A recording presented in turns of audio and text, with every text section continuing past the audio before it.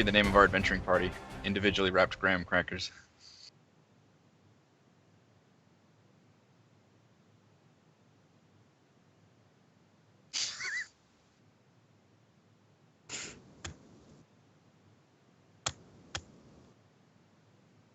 From Raymond's backyard.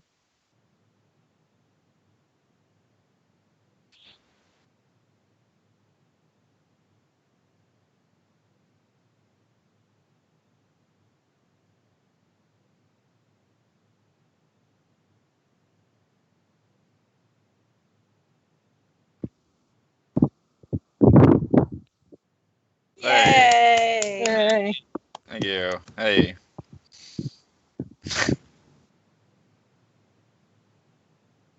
Hello. Hello.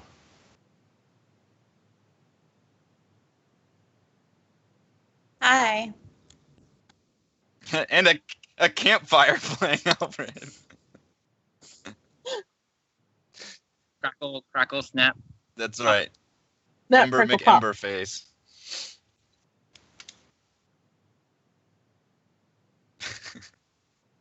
Fire.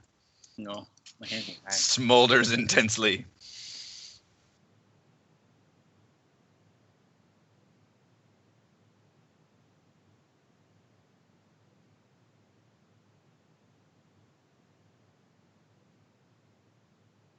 Where are you people? I refuse to do any form of a southern accent this week. Oh, I Just want so the you character know. to show up again somewhere. For the love of goodness. Let's go to Luskin and meet them.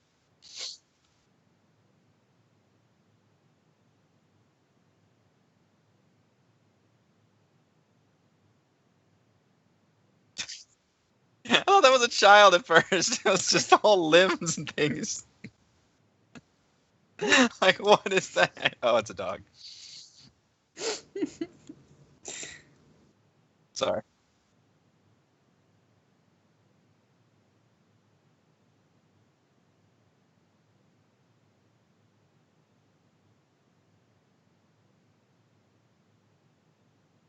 Oh.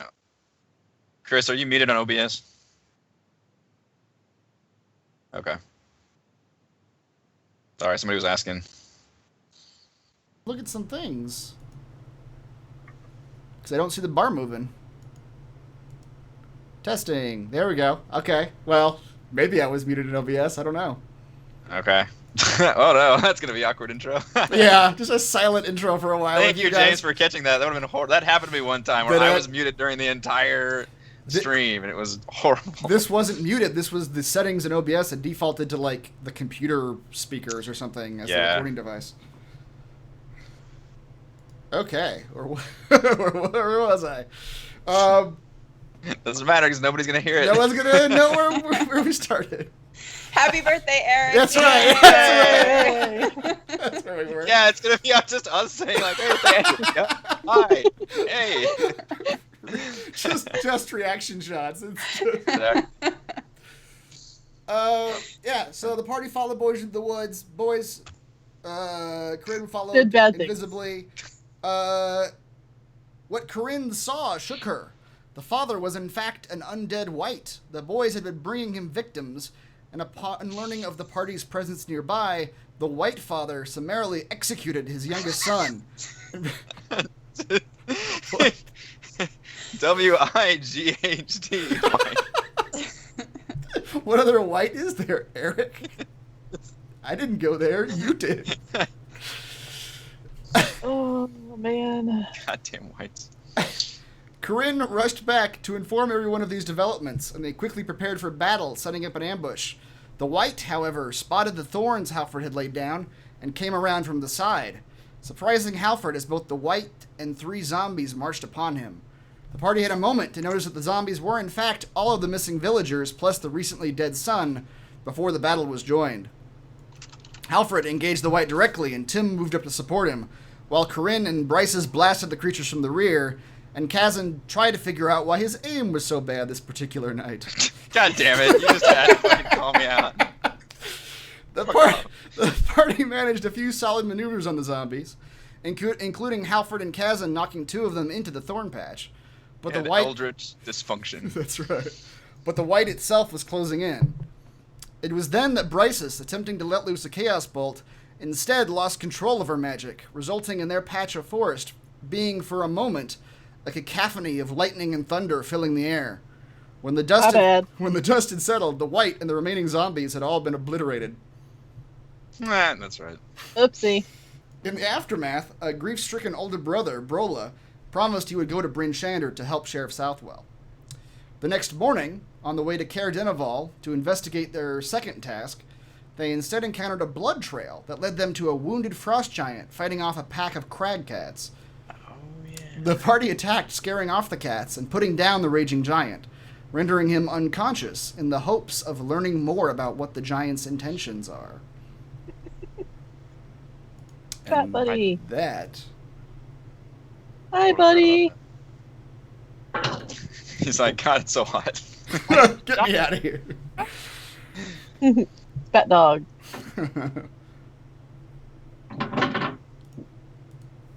Totally forgot about this frost giant thing. Yeah, so you guys are right now...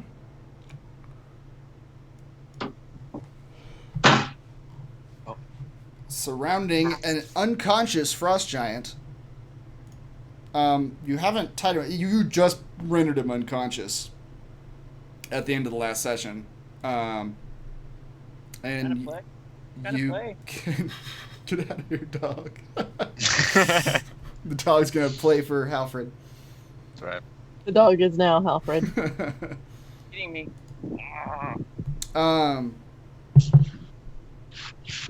Yeah, you guys can wait for him to wake up, but to wake up from unconsciousness is, I believe, 1d3 hours. So you might be waiting a while if you're just waiting for that.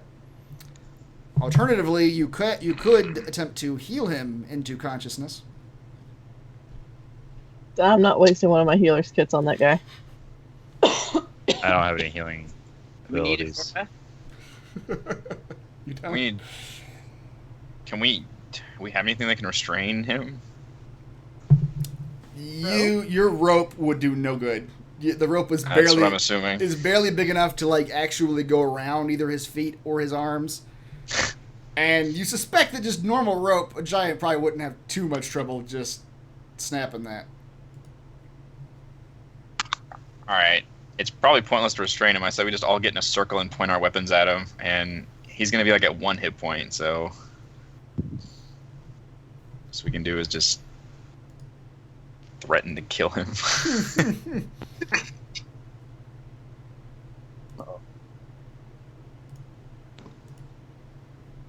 Okay.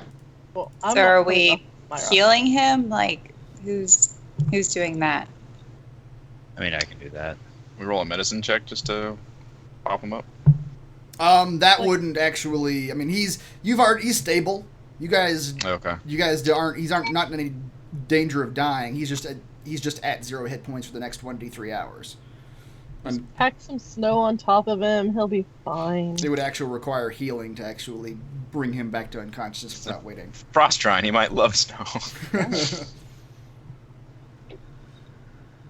Yeah, I'll cast Cure Wounds on him. Alright. Okay, you're just gonna ask him about Bryn Shander. I can mind probe him if he's not talkative. Can you do that now? That's a good question. Roll Be a lot safer if you could do it now. I know. Yeah. roll the ability. Let's read it. See what it says. Okay. Oh my. Yeah. Surface thoughts of the creature. What's on his mind at the moment? That wouldn't do any good. An unconscious creature doesn't have anything on its mind at the moment. Probe He's deeper. dreaming. You might be able to probe deeper and catch something in its unconscious mind, because that is still active. But he wouldn't be able to make a saving throw to resist it, would he, if he's unconscious? I don't know. I think he would make a saving throw at disadvantage. Because if you went into, like, his dreaming mind, Oh man, this is Inception. If you tried to incept, We're gonna this plant frost some giant. memories in this giant. He's always been our best friend and lets us ride on his back everywhere. His name is Stompers. Yeah, he would roll a saving throw just to see if you can even like read anything off of his unconscious mind. It wouldn't be so much that he's fighting you; it'd be like you being able to get in there and see things. Yeah. Because it's so unconscious. As a DM, would I be able to glean useful information from doing that, or would it be better to wake him up? If you, I mean, the disadvantage roll seems like it'd be a good deal to do it, but am I actually going to get proper information? You would probably not get as clear information from an unconscious mind as you would from words, but you might still get the same information. It just may not be in direct, like, narrative form. He dreams of large frost giant women. Yes. Right. Entirely possible. This is a sick man. Okay, so I don't know. What do you say, group? Probe him unconsciously, or wake him up and probe him, or wake him up and talk to him? Neither one of those sound like they should have been used in a sentence. Let's probe him Probe him unconsciously. Or then wake him up and probe him, because neither one of those sounds. Somebody's getting probed tonight. I didn't show up for nothing. I came here with my probing kit and my probing tool.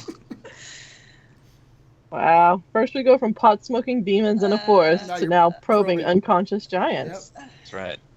We do the things that other adventurers don't want to do.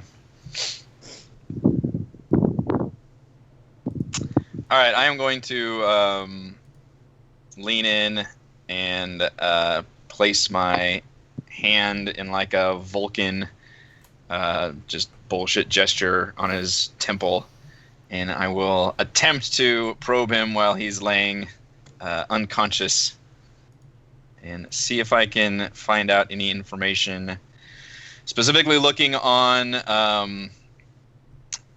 I guess, motivations for Bryn Shander. We know about there was a ring or something they were looking for. I guess information about that. Okay. And then maybe like where he came from. Sure. So I guess I cast it and you actually roll the saving throw. Yeah. So you cast it. Yeah. Like I said, the surface thoughts are just blank. He has no surface thoughts right now. I need to. Other than ow. Ow, ow, ow, ow, ow, ow, ow. I just see like giant versions of sheep jumping over a fence. Yep. A disadvantage wisdom saving throw. He Excellent. fails. I needed that disadvantage. Yes, you did. What was his first? 18. Yeah, you did. Yeah. You see a number of visions. They seem to be sort of working in almost reverse order. You see him as one of the giants hurling stones into Bryn Shander. And then you see him marching with a pack of frost giants, and you recognize Droofy, the leader of the frost giants that attacked Bryn Shander, at the head of this pack. And then it rolls back a little bit more, and you see a fleet of longships, all manned by frost giants. You see the fleet begin to break off from itself, and different longships go different directions. And one longship with Droofy and this pack of giants heads towards the river that goes into the 10 Towns area. Then you roll back even more, and you see an army of frost giants standing in front of a huge frost giant with a giant metal cap. Hold on just a second. I want to get you an accurate description. I imagine his eyes are doing the Bran from Game of Thrones, where like milky white, and just like as he's got his hand on there, those Yeah, images flying yeah.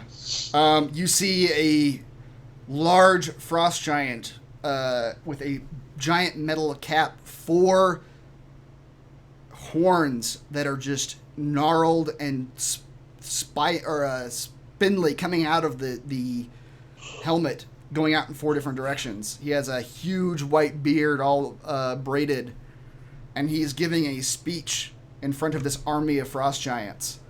You can't, you being the unconscious mind, you can't hear what he's saying, but you are getting an image of this speech being given. And then you flip into something else that you're not entirely sure. You don't think this is reality. You think this might be the imaginings of this frost giant that you're in the head of. Like, No, I've dived too deep. You see that the frost giant who is giving the speech, leading once again, you see that fleet of longships, all full of frost giants, and the lead frost giant with the horned helmet has a bright blue ring on his finger, and the ships are going down a coast, and you can see as they all go down the coast is freezing, and the grass and trees are turning icy and white as this fleet of ships goes down the coast. And that is Shit. where the vision ends.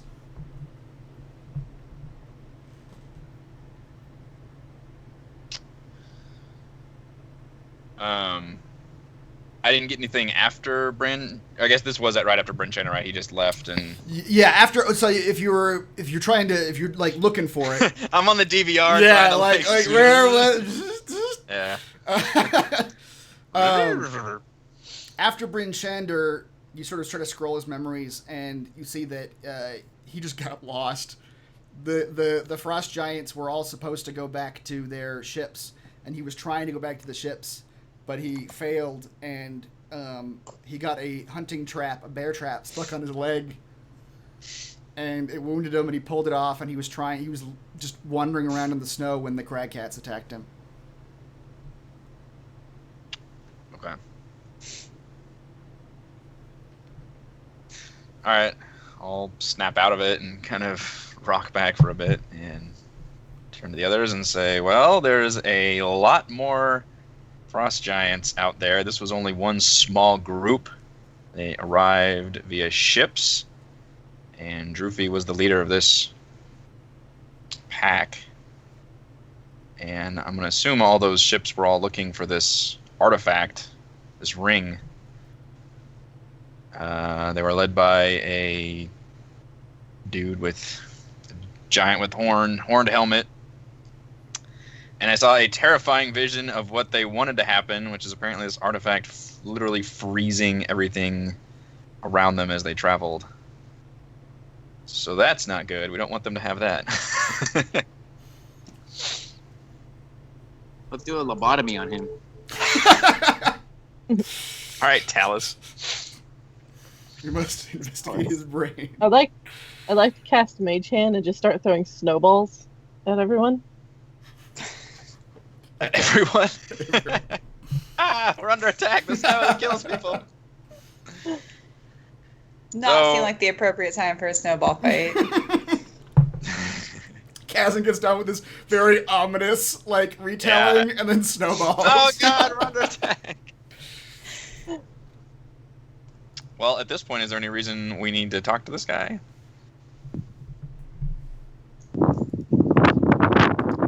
Are you thinking what Kethra would be thinking?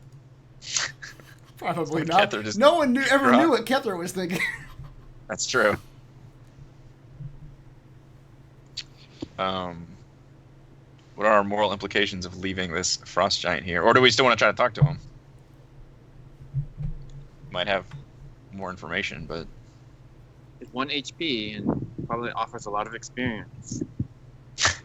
You guys already got experience for him last session. We did, yeah.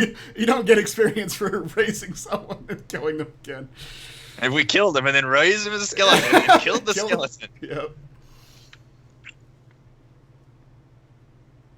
You surmise that left alone, he probably wouldn't die just of natural causes. Frost giants don't react to cold the same way you all do. Let's leave a note in his pocket that says your life was spared by, what are we? The heroes of Bryn Shander. I think individually wrapped graham cracker crew. That's our calling card. We just give him an individually wrapped graham cracker. But instead of like leaving it somewhere he can find it, we put it on like the little tip of the horn on his helmet, so it'll take him a while to be able to locate it. He has to find the chocolate himself. The problem is they don't seem to know where this freaking ring is either, because they attacked the city, and the only person that might have known anything got squished by a frost giant. So I don't know how to follow up on actually finding this ring. Maybe we should go back and mine for his dead body. Yeah, we never did search his body. You did. You didn't have anything of interest on him. Yeah, okay. And there was very little of him left. Yeah, also true. He got turned to goo. I think we leave him. Leave him. I'm telling you, leave a note in his pocket. You never know, the day will come when he owes us a favor. I mean, if you want to, I can. Yeah, you can absolutely do that. I mean, I can write it in giant if you want to. Yep. I Do don't it. know if it speaks common or not. All right, dictate. What are we writing in this note? Your life was spared by the graham cracker crew. Nice ring to it. You I'm sound not like gonna we're like write 10 that. years old.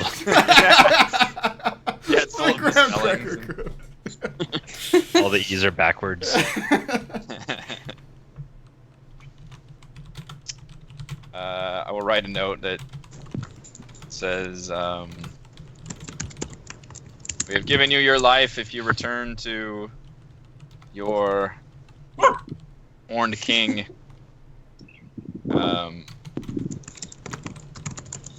Tell him that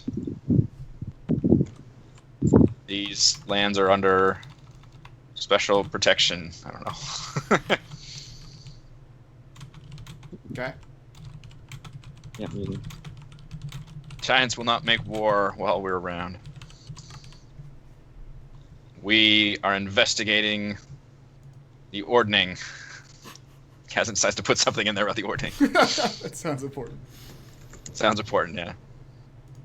Slips the note in there. Sprays a little perfume on it. Nice. So there.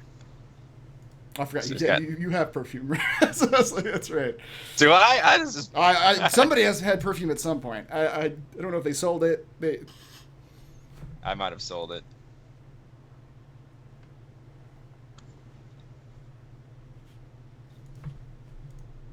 Okay. You leave that note. You guys can easily follow the blood trail back to the main trail. You guys do have the gauntlets, right? That you found? I do, yeah. Okay, good. Can we short rest here, or are we close to our destination? Can you switch us back to the overland map? Sure. You must gather your party before venturing forth. You guys are... Oh, yes, we need Tim the Frost Giant Zombie. That'd be amazing. Amazingly inconvenient, but amazing. So you guys are about 8 miles away from Caer-Dineval. It's still pretty Oh, yeah. early in the day. I was gonna say, that's like, what, a 3-hour journey or something? Yeah. You could short rest, see what happens, or you can just continue on, try to get there. See what happens. I mean, you guys are kind of... So the trail that goes between these two towns, if you can tell from the map, is not a major road. It is like a hiking trail. Yeah. So you guys aren't really... You guys are kind of in the wilds right now. In regards to... You're probably not going to see any other, like, villagers in this area. Or at least not... It's not as well maintained. we can probably push on. Okay. You guys head into the area called the Dwarven Valley, which is just a tract of snow between Tourmaline and Caer-Dineval. In this area, it's what used to be a giant or a huge river, but it long ago dried up and froze over and got covered with snow. And as you traverse this area, you see a whole lot of like streams and ponds that are just completely frozen. And you kind of have to make your way a little carefully because there's a lot of ice in this area. Heather said her computer froze. She's coming back. Okay. So our cams are gonna be screwed up for a second. Oh, yes. I didn't notice that. You are the only one that Rochelle's in the exact same spot. You are in Heather's spot. Everyone else is just gibberish. And I don't know how that happened.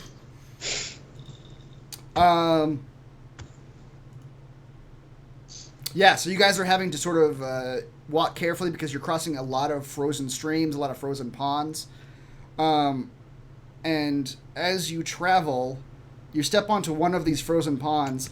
And Tim, the moment you all step onto this frozen pond, you are the only one who notices that the snow on this pond begins to move. Very subtly, but it looks like the layer of snow that is on this frozen pond is sort of shifting. It does not look natural. We should have short rested. Hold on, friends. I think something's happening beneath our feet. Does anyone else notice the snow is shifting? Do we need to roll perception to notice this? You would, yeah. You would have to roll perception to actually see anything. Because as far as you guys can tell, snow is snow, and you can't really. Snow is snow. Is it windy? No, it's not very windy.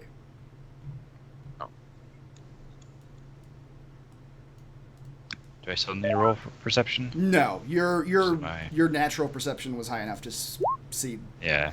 Okay. All right, Corinne, you also see this, and Tim and Corinne, you both can kind of see that upon this layer of natural snow on this ice, there is also a layer of snow that is subtly shifting, and it is subtly shifting in your direction now that you are standing on this frozen pond. Like by the wind? It does not look like by the wind. It looks like the snow is just ever so slowly creeping. Like, how far Snow is away is alive. it from us? About 15 feet away from you right now. Oh, back up.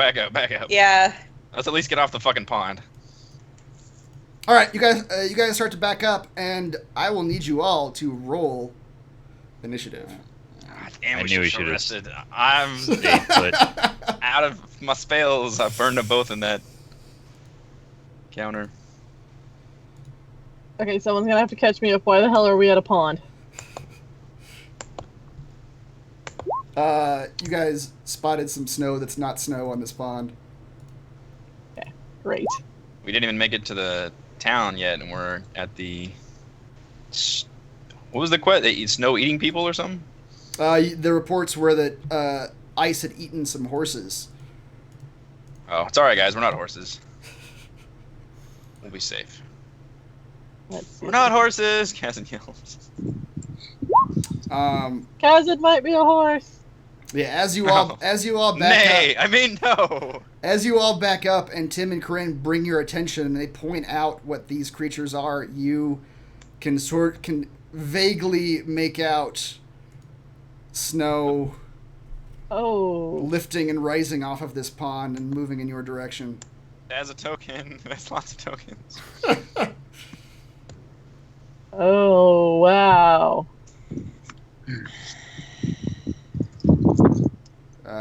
Initiative is okay. Now we can roll initiative. Go ahead. Oh, we already did. What? Oh, Yeah, did it was up there for a second. oh Yeah. no! Our initiatives. You deleted it all. I'll roll them again. I'll put them back in as they were originally. What if I get better? I'll go with what you rolled initially. All right, good plan.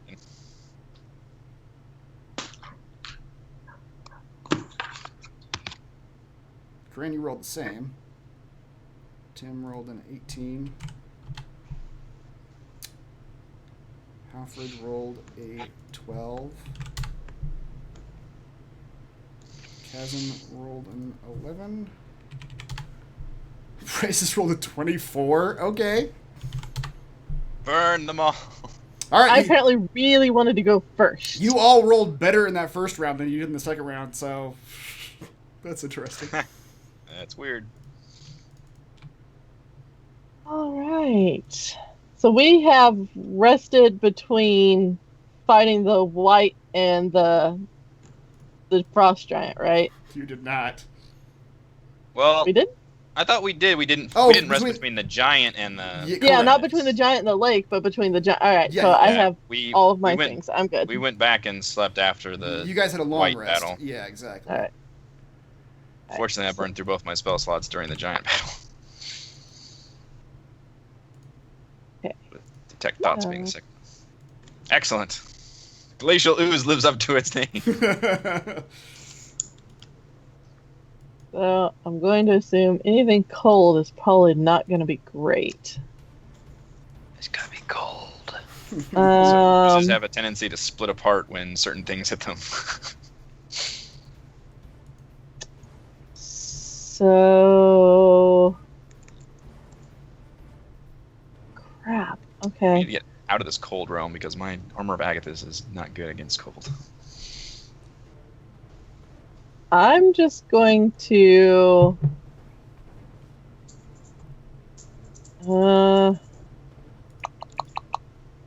yeah, I'll just take my turn and not do too much this round. All right. Do you want to move? You're going to stay where you are. I'm gonna move behind everybody back over here. Okay. It does say when you cast a spell, you can use your bonus action when you cast it to fire 2 meteors, 1 or 2 meteors. I thought that was only after I cast. When you cast a spell and as a bonus action on each of your turns thereafter. Right? Oh, maybe I need to read my own spells. Heh. Okay. Although they're not next to each other right now. No, they're not. Stupid DM placed them. They're all over this pond. They're all over the map. I'll wait. I'll hold it. Back up and wait for them to converge. All right.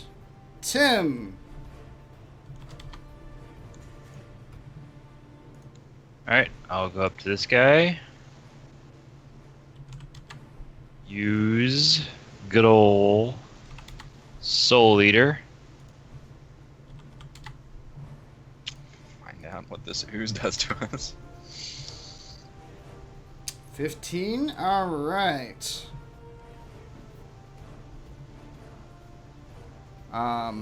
Yeah, you hit that ooze. You do 5 damage to it. And as you do, you feel a chill extend up your weapon and into your arm. Through Soul Eater? Oh no. Through Soul Eater. Extremely cold. Alright, and as a bonus action,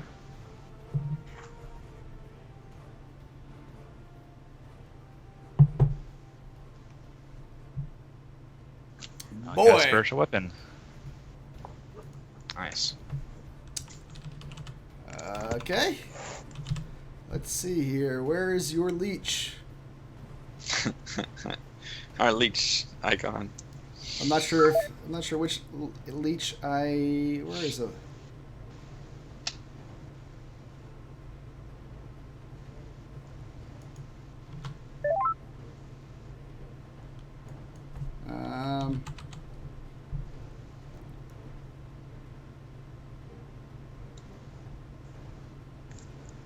I can't find it, so instead I'm going to use a token of a worm. It's just not the same. That's pretty good. It's actually like a flatworm. Yeah. Or it just looks like it. Is that placement okay? Or I can give you control of it. Okay. Actually, no. If I have him on the other side, does that count as advantage? Yeah. It can make. Yeah, it would count as advantage. If it's attacking, it would be drawing the same amount of attention as anything else. Okay. So yeah, I'll place him right there. Okay. All right. So 23 for 11. That certainly hits. But They don't take damage. so I cast it as a bonus action. Can he still attack this round? Spectrally can melee attack. Does it can attack as a bonus action? Yeah. So its attack is a bonus action. So you casting it is its attack also. Okay.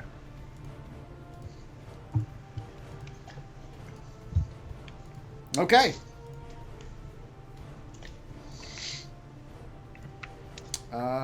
Corinne, you're up. Okay, Don't mess it up.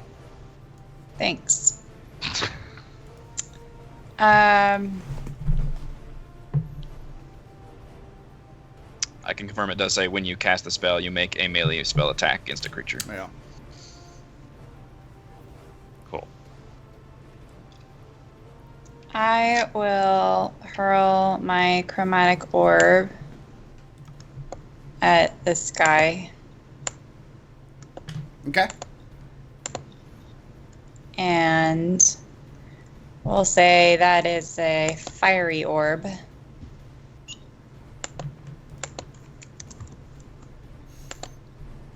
Oh.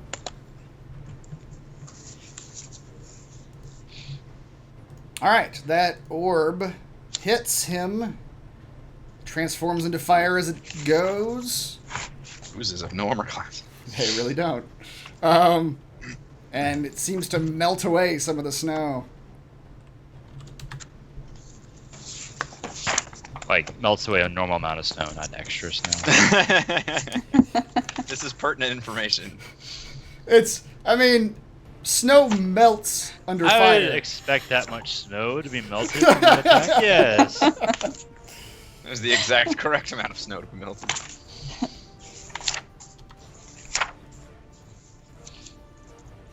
So fire does not do extra damage against the creature made of ice? Does not appear that way. It's cold, ironically. Oh, shit. Oh wait, no, sorry. It does. Early. Yeah.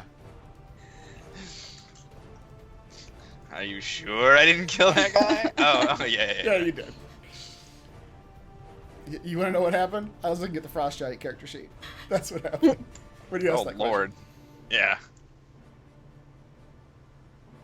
All of a sudden, the ooze slashes us with a great axe. Where did What's that come happening? Oh, God, they're terrifying.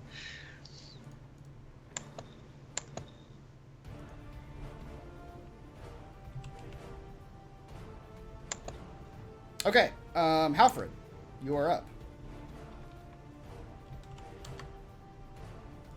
He's gonna cast Spike Growth. Shit. 2. You rolled 2 ones. It's not a lot, yeah. Worst damage. Does your lucky apply to damage rolls, or is it just attack rolls? I think only attack rolls. Yep. Okay.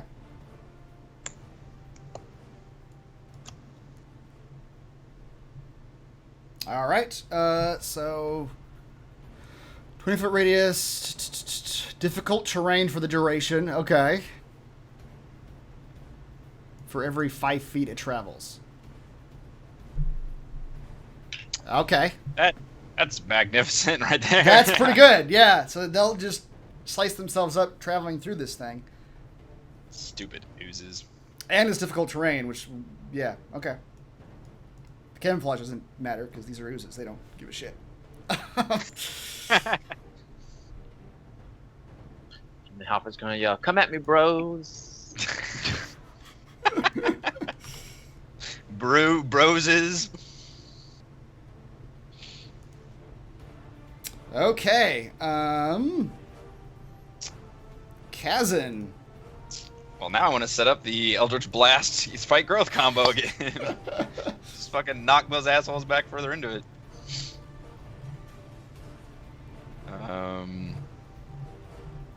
Yeah, I'll step here and fire off. I get 2 blasts, and of course he likes to dual wield them, like he's Iron Man style. Yeah.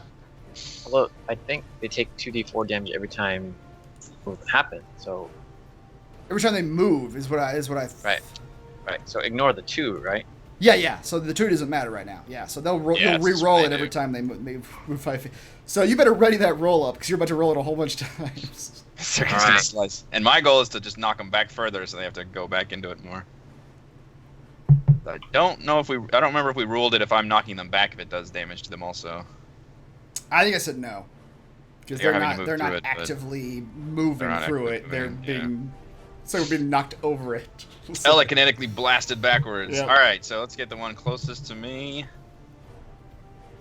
Oh, we did say 8 hit, right? God damn it, this Eldritch dysfunction is killing me. Yep, 8 It hits. rolled max damage though. And you knock them back 10 feet? 10 feet. Straight back. Oh, that's not the one. This one goes right here. All right. And I'll go ahead and just do that again on that one. Same one? Second blast, yeah. Okay.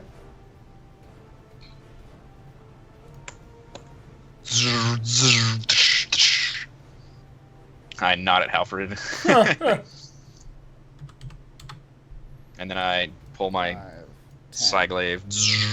And you notice that the oozes sort of mesh into each other as they seem to be able to occupy the same space without any trouble. Stupid oozes. Occupying space with spikes, assholes. Okay. This ooze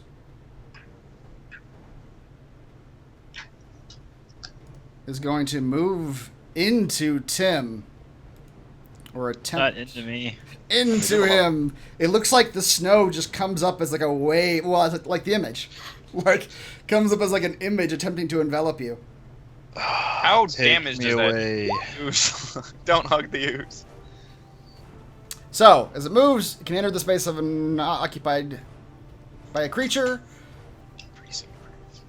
If you make a DC 12 dex save, you can get out of its way. If you fail, you are engulfed by the creature. Oh no. Restrained, can't breathe, and you take 2d6 cold damage at the start of each of the glacial ooze's turns. Damn. This is a check. This is a check. Lord. Dex check. Dex or strength? Dex. This is Dex saving throw to move out of its way. Is that what he's trying to do? Yes, exactly. Strength is to get out of it once you've been engulfed. All right. Okay. You take 4 damage, Tim! and you all Fucking snow just ate Tim! you all see the snow just go over his body. He was the first one to see it too. Is your spiritual weapon a concentration spell? Nope. Okay, that's amazing. Pretty good spell. Yeah. And Tim, from the inside of the ooze, let me mix something up real quick. The restrained ability again. Let's see an alternate reality. I know. The future is so white.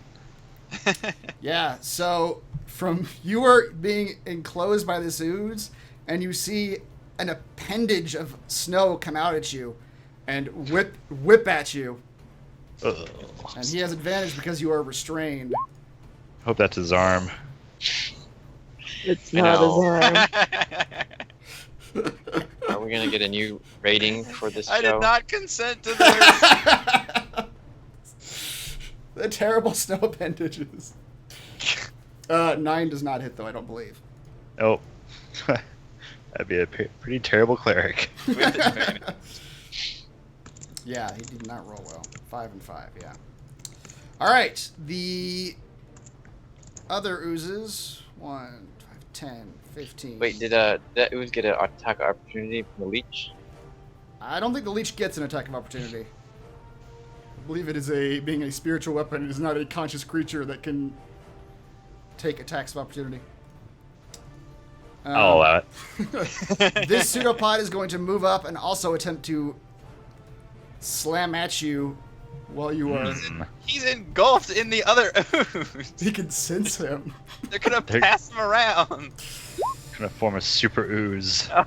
Oh, Jesus. Okay. 22. Wait, okay, that ooze gets advantage even though he's inside of the other ooze? Restrained gives people advantage on attacks against you. Only 22. Child's play. Tim, are you in there? The oozes are just gyrating with each other.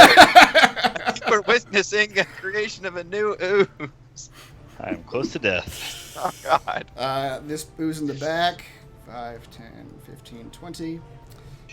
Okay, the ooze is in the vine growth. You got that roll ready, Raymond? I'm going to ask you to make it a number of As times. it yells and towards where Tim is being engulfed. Burn 5, 10. Roll it twice for that guy. Dice and dice. Nice, good rolls. All right. And either one of his rolls would have hit me. Really? What do you roll? Yeah, 15 into 16? 15 to Jesus. 16. Yeah. The ooze that you guys have laid into with chaos or chromatic orbs and all that. We'll go 5, 10. Roll it twice again. You mean 10, 20?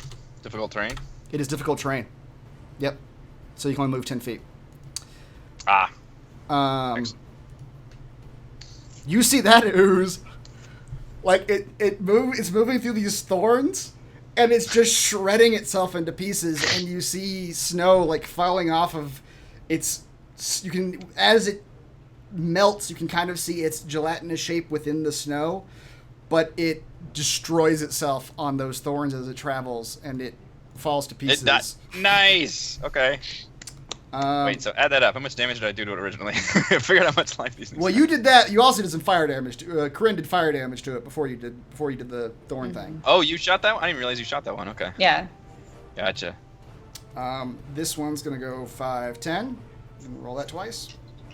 13, 23, So 9. Yep. 30. They've got over 30 hit points. 5, 10. Roll it again, please. 30 and 40. Minus 13. Boy, this is an amazing spell. Yep. Tearing these 5, motherfuckers up. 10. They do Roll not it- have ranged attacks. Roll it again, please. Minus 11. All right. Thumbs up for the spike growth. I could just sit here and quit and keep knocking them back, too. But we also need to save Tim. Tim's being consumed by the ones you didn't trap Hold in the spikes. line on Tim. All right, that is all the uses. We are back up to Bryce's. Okay. Tim is currently only being eaten by one of them, right? Correct. He's being assaulted by both of them. Alright. Let's rescue Tim. This is gonna hurt. I'm sorry ahead of time. Rescue him by killing him.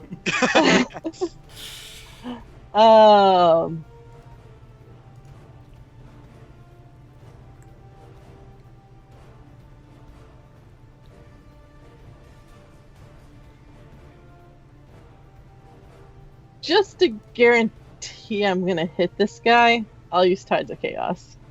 Okay. Give myself advantage. If you're doing an AoE thing, you could hit the back of these oozes without hitting Tim. No, I'm doing Oh. Chaos Bolt Oh, you are? Okay. at 3rd level. Gotcha. Okay.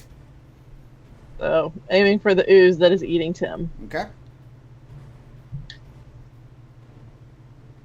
22. You rolled a 1 and a 1, which is acid damage. Make- Oh, However... use your thingy. What thingy? The thing that lets you reroll damage. Oh. Oh yeah! You could Yeah. do that. However, if you as it is right now, you get to use it again. because it will bounce. Yes, I do, actually. So you can do Oh. that, but it won't bounce if you don't get doubles again. That's good. I'm going to keep my doubles. Yeah, you're right. Because if you bounce, you just get the. We'll So bounce to this guy. You shoot your orb and it transforms into acid as it hits this creature. Hmm. Okay, make a new attack roll on the one next We'll to him. melt you out. Acid. Shield your eyes. And we said the last time this happened, it was cast again at the same level, right? Exactly, yeah.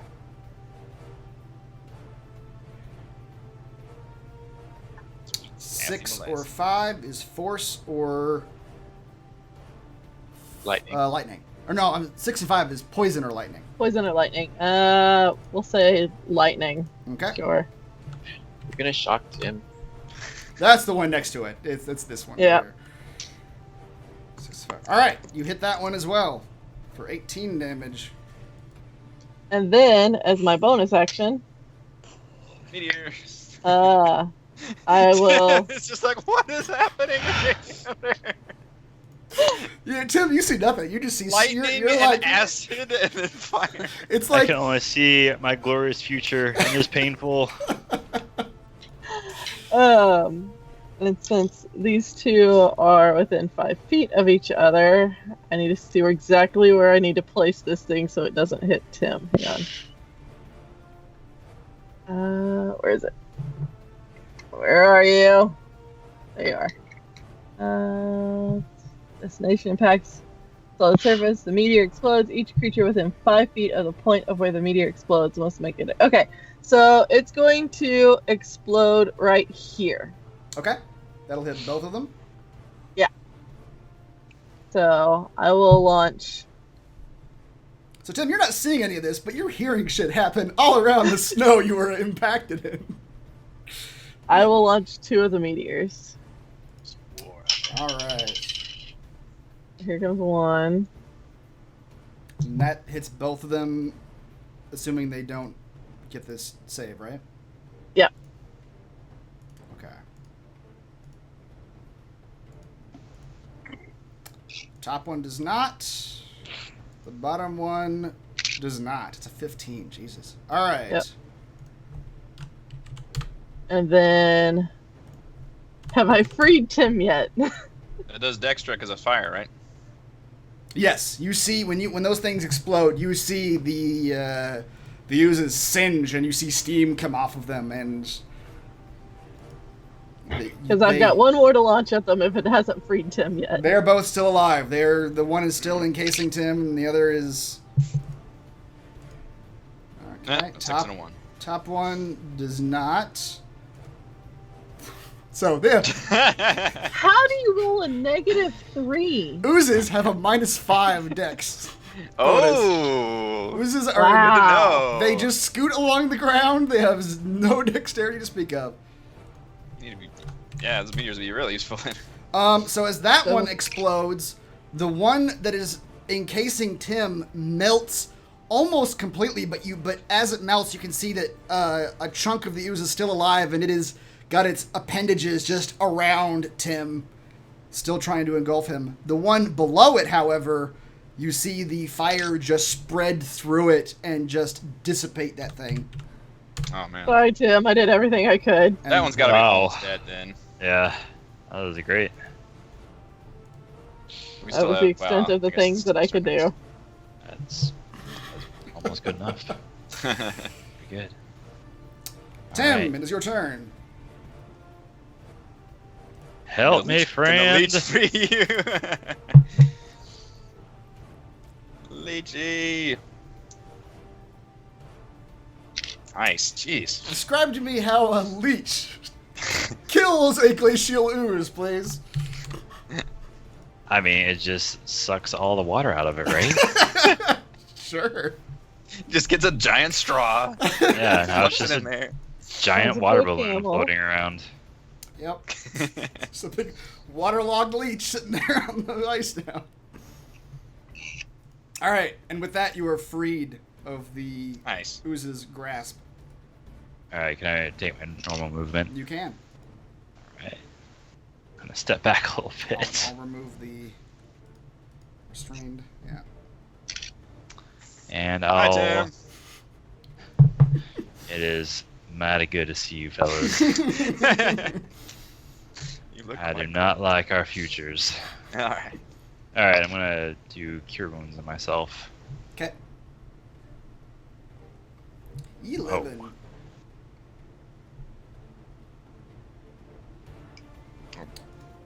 All right. Mr. Kitty. Bryn, you are Okay. up.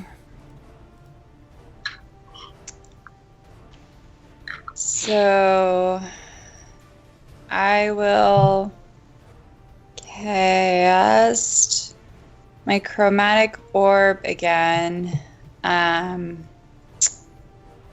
at a level 2 level, so it does an extra like 1d8. Yeah. Okay. And I will use a sorcery point to twin that spell, Okay. and I will attack this guy and this guy. All right. Did it add the 1d8? Does it? I What is it normally? Don't- I can look at it real quick. like I had the little thing that asked what I wanted to cast it as, but I don't see that it added the 1d8, so I'm not sure if I did that right.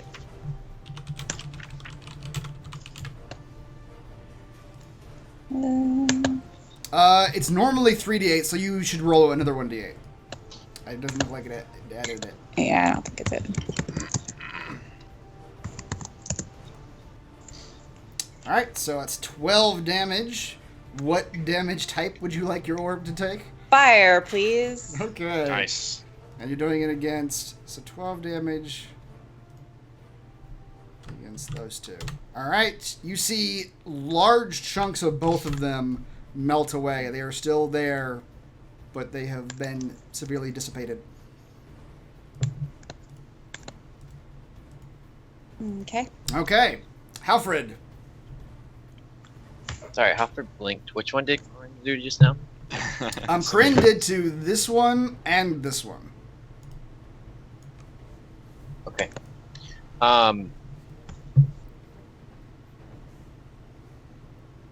You have a knockback arrow. Well, I have to remind myself who my character is last week.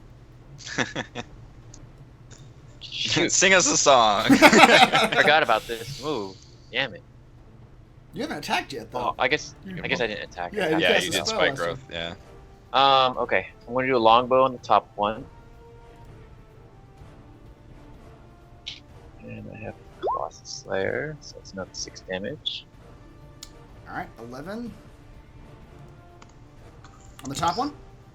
Yep. All right, you watch an arrow sink into that glacial ooze, and it does not come out the other side, just gets absorbed by the thing. Oh no, it's now an arrow ooze. That's right, it shoots arrows now. Did it look like it got hurt? It does. Maybe not as much as you would like. Do you have fire arrows? Wait, it seems like I got light. I have some little meteors. We can tie one to the top. Well, Tie a meteor. I only have 30 seconds to make a decision, and so I'm just gonna shoot it again. Okay. Oh! Ooh. God, your crit is a 29.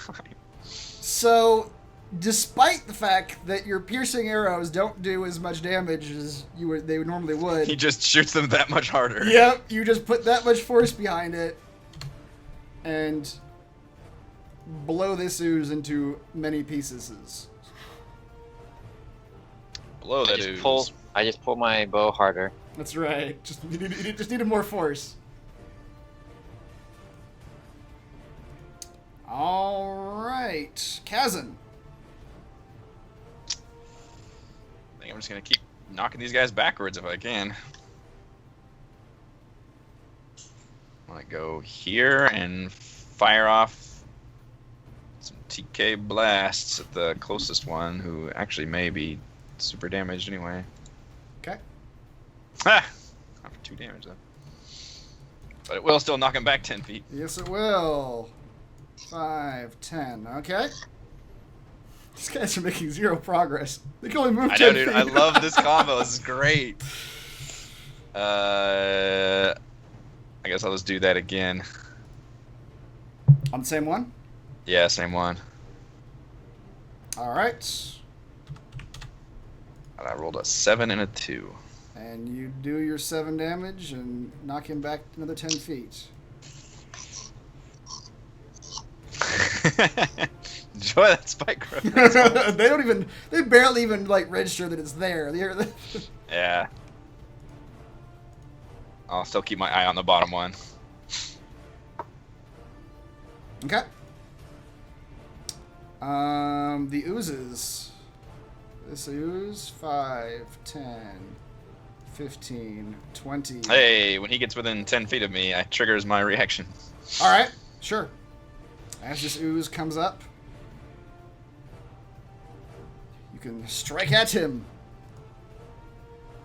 Now, your polearm, your Cyglaive being a Cyglaive, would that be considered a magical weapon? Does that count as a magical weapon? I think it does. I have to look. Well, let's see if I have it on here.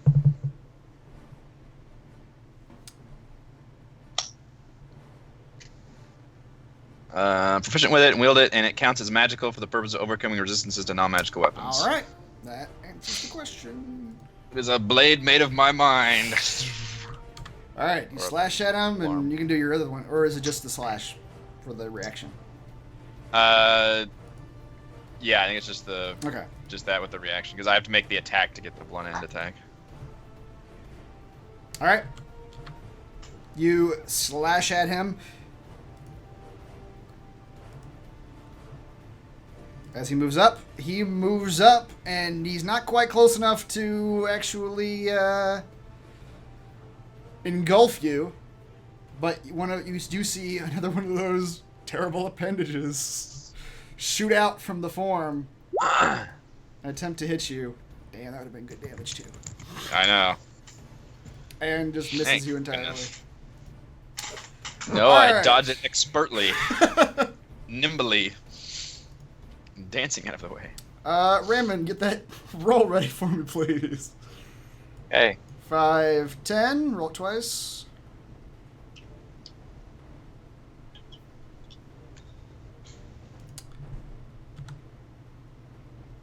Okay. 2 more times. Nice. That one looks like it is shredding itself to whatever little pieces of it still has left. That one is not looking good. And 5, 10. Roll for that one too. Okay. Pretty good for those. More than average usually. Yeah, they are. Okay, back up to Bryce's. Okay. So I'm gonna go ahead and take my bonus action and launch 2 Oh heaters yeah. right there. Wait, how many of those do you have left? How many? I've only shot 2, and I have 6 of them. Okay. They're just particularly effective in this situation. Yeah. Yes, they are. All right. So, Go ahead.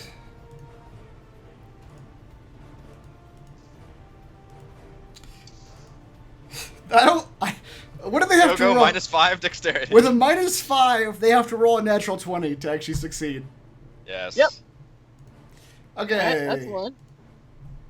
So they all So- take 6 fire damage. Well, yeah, 6 fire damage. The middle one, Melty. the one that you guys had already been damaging, melts into a puddle amongst the bramble.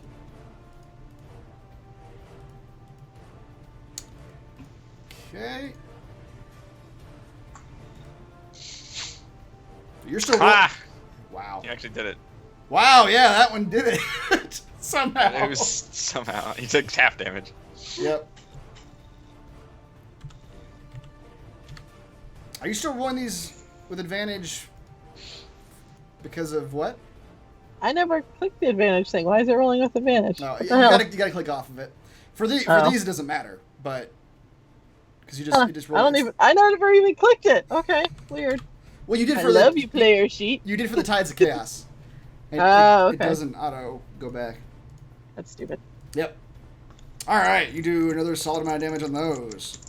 All right, and then for my actual action, we'll shoot this guy because he made the mistake of saving for. Okay. Somehow dodging out of the way of. Dodge this. Yeah. Dodge that. Okay. Yeah, that firebolt lands right in the middle of him, and you see it melt away a large chunk of him. He's not looking all there. All right, Tim. Oh man, I'm really scared of these guys. The cast Come, is your Tim. shield. We'll take our vengeance out on this one. All right, Mr. Water Balloon is going to attack. What the hell is that?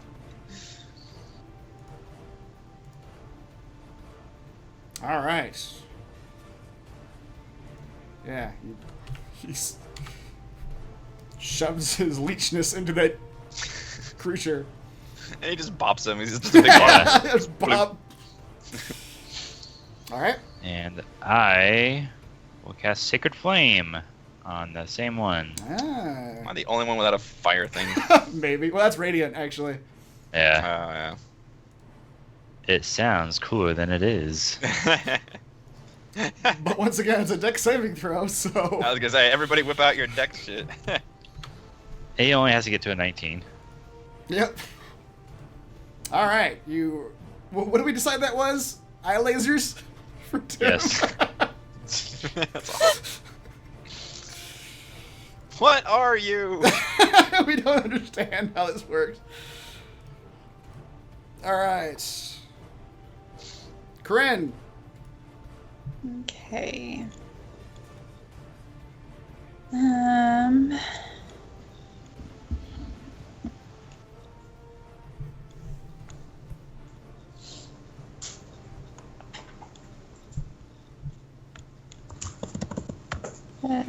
Don't mess up.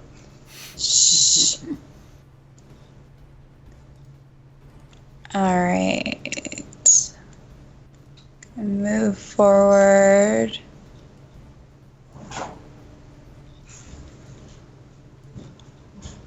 Don't step in the mine. I'm not. I'm on the outskirts of it.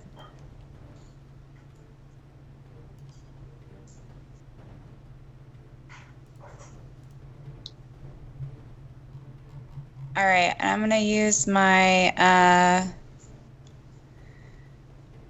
my lightning breath, Okay. which is 5 feet wide and 30 feet long, and try to hit both of these guys. Sure. Yeah. Just right through the middle there.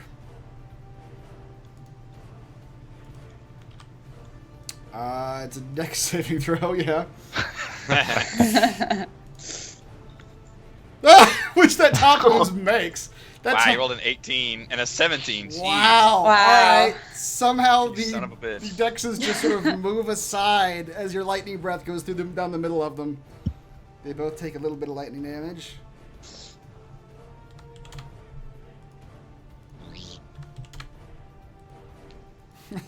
Okay. Halfred. Hoffman's not too threatened by the two inside the spikes. He's gonna aim for this one here. Good man. All right. Oh, that's only a 3. Right. So it's 11. Yep. All right. Sink an Still alive. arrow.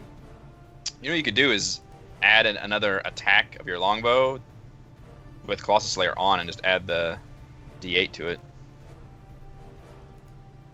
Well, it's only if he's taken some damage before.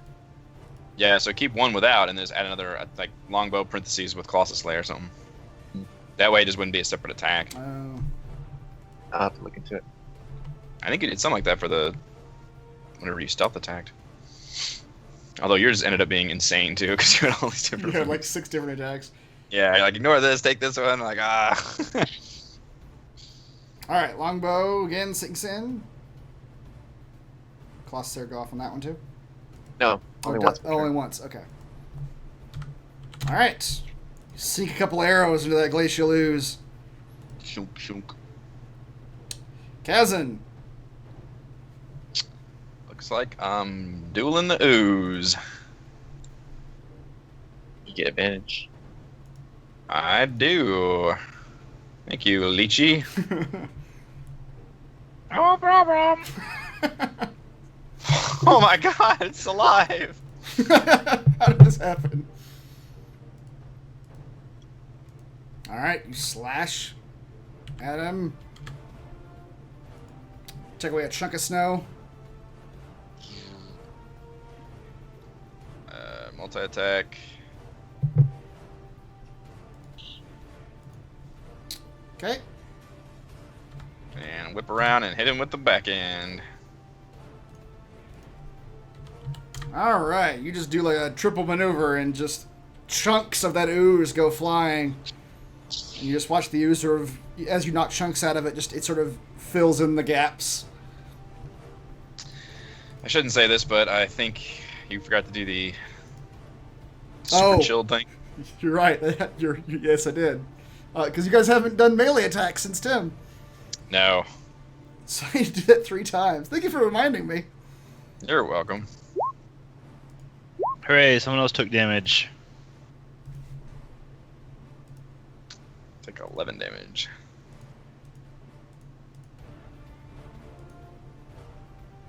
The chunks that you knock off of the ooze land on your skin and just frostbite Ah, it's you. No, it cold. says- Cold. Now, is this side glaive considered a natural weapon? What is a natural weapon? Natural weapons or with Not genetically modified. I assume not with Oh, like magical that's like attacks. claws and yeah. I'm not actually hitting him with any part of my body. Is that what that means? That's a good question. Natural weapons on the monster manual, it's like if a weapon is using if a monster is using its claws or its bite attack, it's a natural weapon. Natural weapons are weapons that are physically part of a creature. Oh, Well, technically, his side glaive is a physical part of him because he pulls it from his True. arm. It's a part of my mind. It's like a purple fucking glowing blade on a staff that I create. So it's still technically part of you. Whose team are you on? that's interesting. You, myself, and I. I missed that when I was reading that initially. I did Or too. natural weapons or with an unarmed attack. Yeah. It's basically mean, only monks would get hit by that shit. Right. Okay. Yeah. All right. You can take the 11 damage off. And Tim, you can take the. Was it 1? In the initial roll. Yes. You can have it back. 'Cause it's not getting on your skin, I guess. The 1 hit point. The 1 hit point. Yep. Yep. All right. Kazan, the ooze in front of you rises up and comes at you like an avalanche, overcoming your body. Oh my. My body. I need that.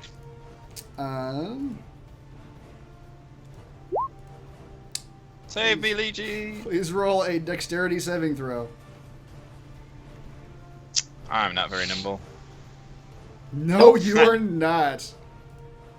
I slip on some ice trying to dodge it. You will take 6 cold damage and be restrained. And as you do that, once again, an appendage shoots out from the creature and smacks you for 17 damage. Yeah, it's definitely hitting. Well, it's a good thing other damage didn't hit. That would have been That's, yeah. really nasty. I'm at about half right now.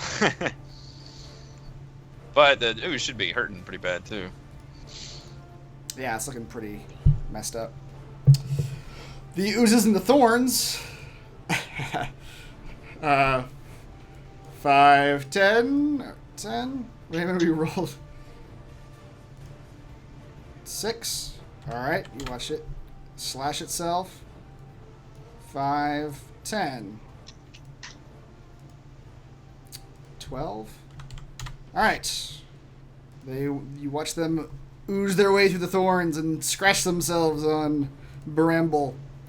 And we're back up to Bryces. Oh, and my last 2 meteors. Okay. Do I save Kazan or do I shoot the other 2? Sorry, Shoot what the was one's that? already dead to prove a point. Or to make a point. True, because then we can all just kind of gang up on this thing before it really can kind of kill him. Alright, so I'll shoot at least 1 meteor here first. All right. Here's my thing.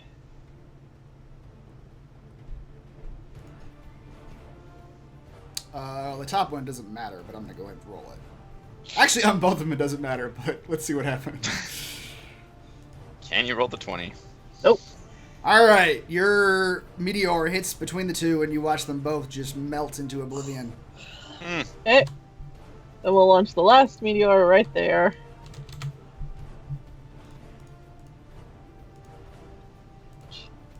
That one hurt. All right. That's what a critical fail looks like. All Ow. right. It leaps into the meteor. And once again, you melt away all but like the core inner tendrils of the ooze, and you can see them wrapped around Kazan's body. And then you just My nail. eyes open up to see a fireball flying towards me. Ah! And your firebolt hits him, and that is that. Melts the remaining oozeness away. Alright. The oozes are defeated. The oozes, when they die, they just sort of turn into regular Fart? snow. You can barely even tell where they were. They turn into yellow snow. Let us loot the snow. Yeah.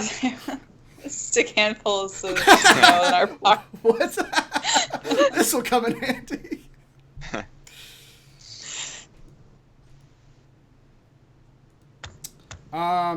Yeah, you guys can walk around and look at where the bodies were. Ignore that. Okay. That's something. Okay. Yeah, you go around and look at where the snow was, but, you know, obviously there's no loot to be gathered from barely sentient creatures made of snow. There's nothing weird about this area at all that would produce such creatures? Someone can roll a nature check to see if they know anything about these things that you just fought.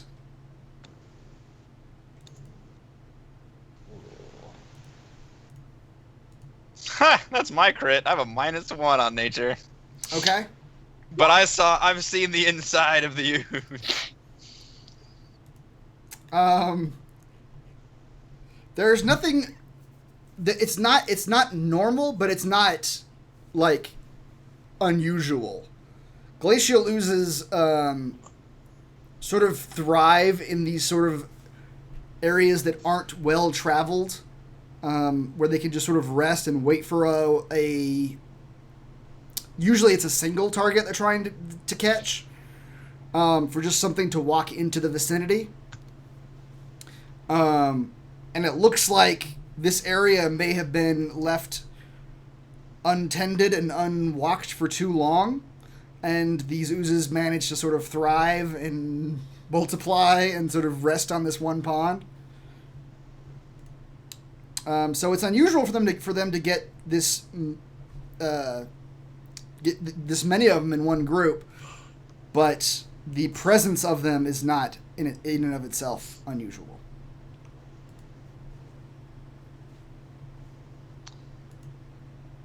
Okay. Sweet. Just how close are we to the town? I'll take you back to the Tentons map. Because I need a campfire. You are now 6 miles away. You all can make the trek to Caer-Dineval. It's about midday by this point. But you make the rest of the trek in hour and a half, 2 hours, something like that. And the rest of the trail is uneventful. And you make it into Caer-Dineval mid-afternoon. Caer-Dineval itself... Take a break. Quick. Yeah, we can.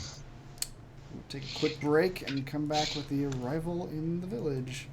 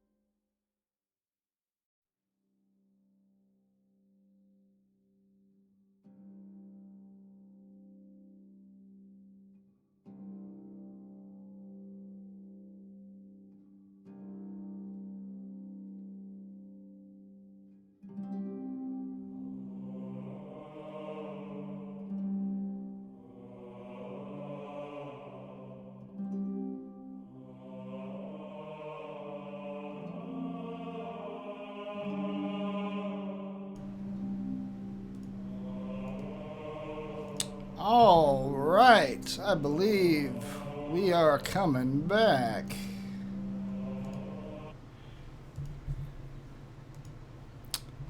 We Are left. our pictures still in the same order? Are you what?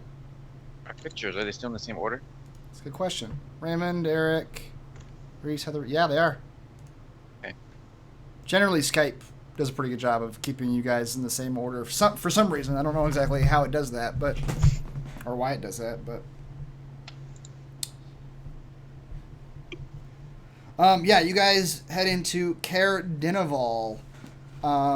It is very similar. It's not quite as small as Lonelywood was. Lonelywood was like a half dozen homes and an inn.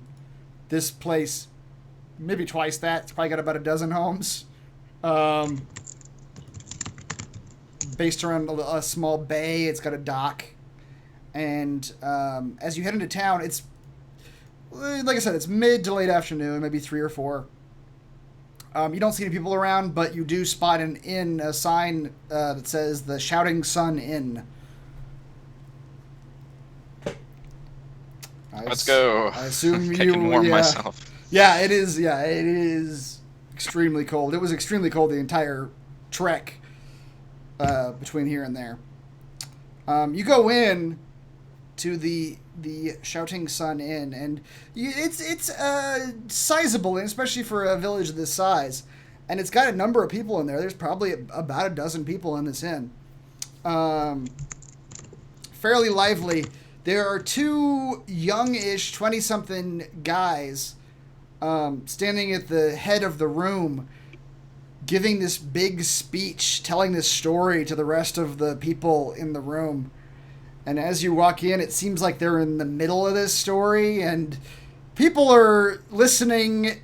They're kind of, you see a lot of people are just sort of like giving them sidelong glances and groaning at them, but while these 2 guys tell this very grandiose story, and they're doing a lot of hand motions and getting really into the theatrics of it.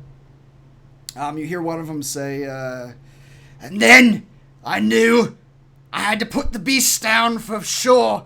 I couldn't let them terrorize 10 towns no more.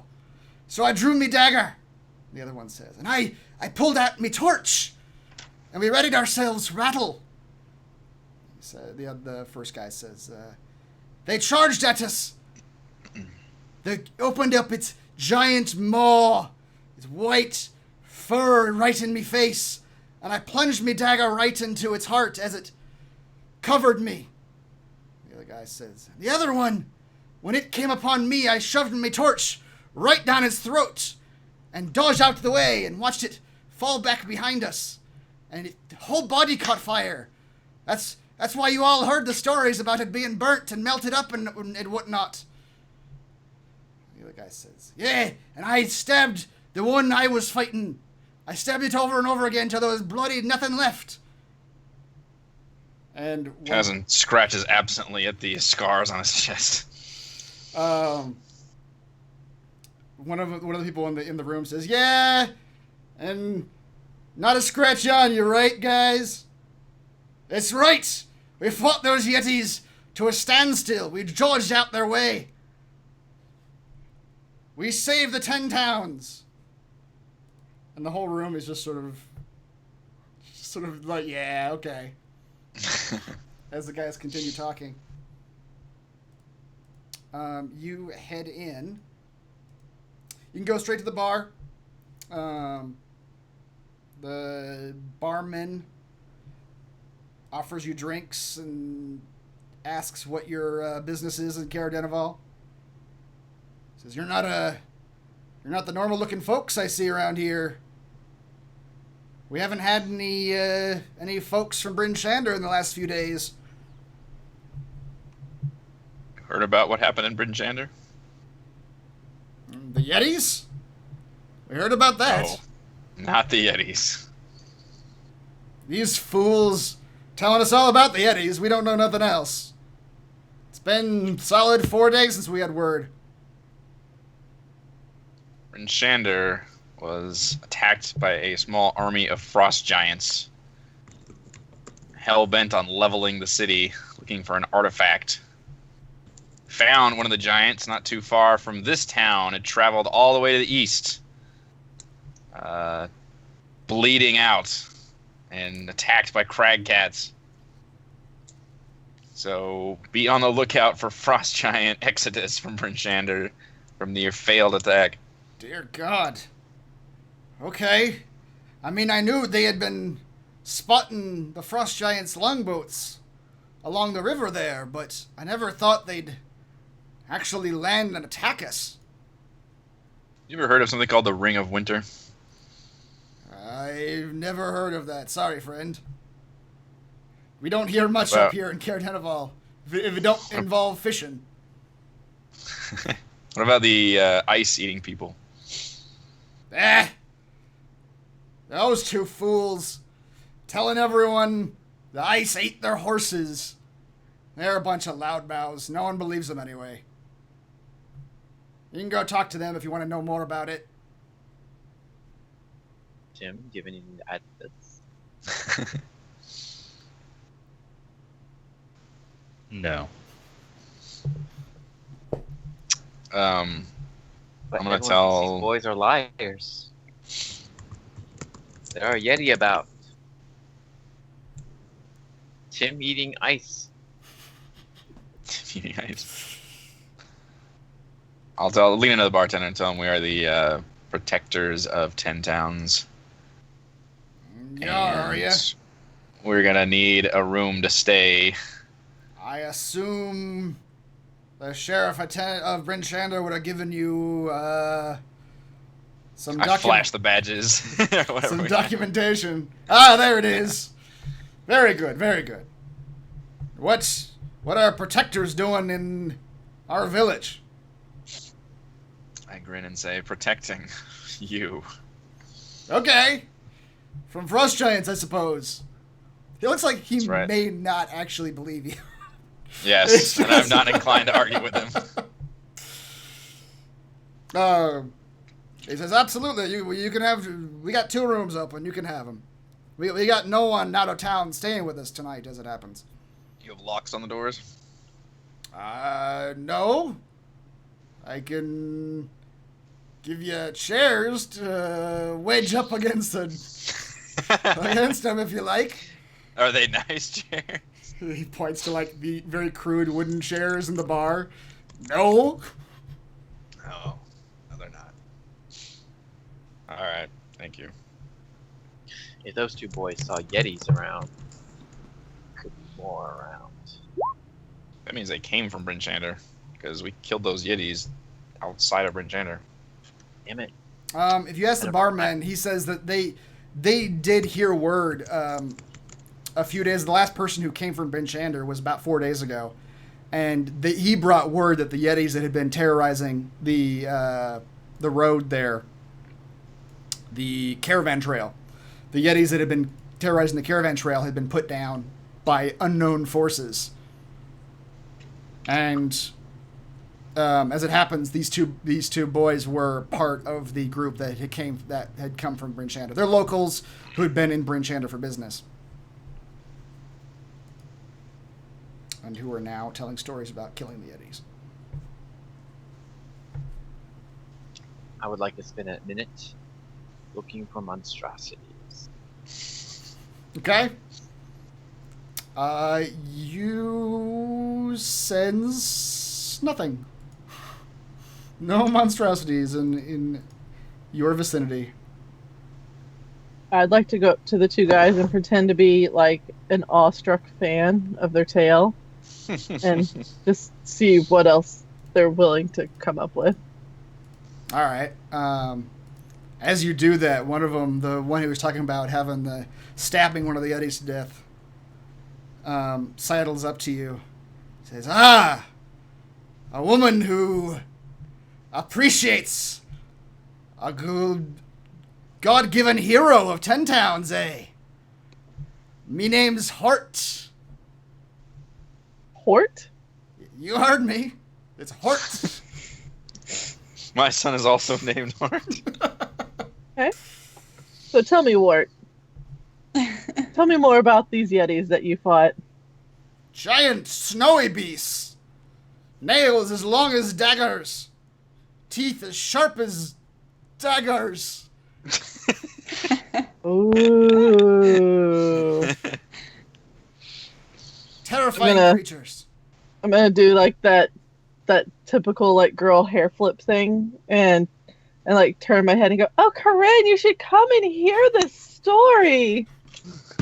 Yeah. Oh, yes. This sounds so exciting and he's so cute. Informative. Yes. Once you do that, the other one, the one who was talking about the torch, comes up. He's, let's buy these ladies some drinks, Heart.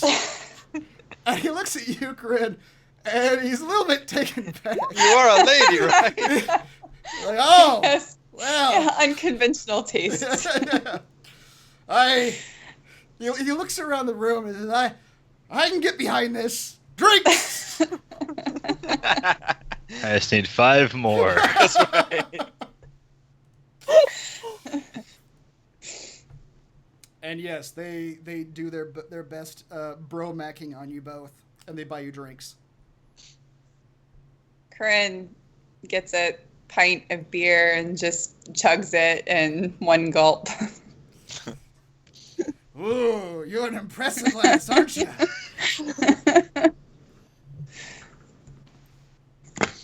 So, Bryces will look to Wart and be, so I hear there were giants attacking the city. Were you there for that too? Being such a brave and strong guy like yourself. Giants. In Bryn Shander, yes. Of course. We defend 10 towns wherever there's danger. Oh my, so how many giants did you fight? He looks at the other one. There was at least 3? 3, yes, there were at least 3 giants.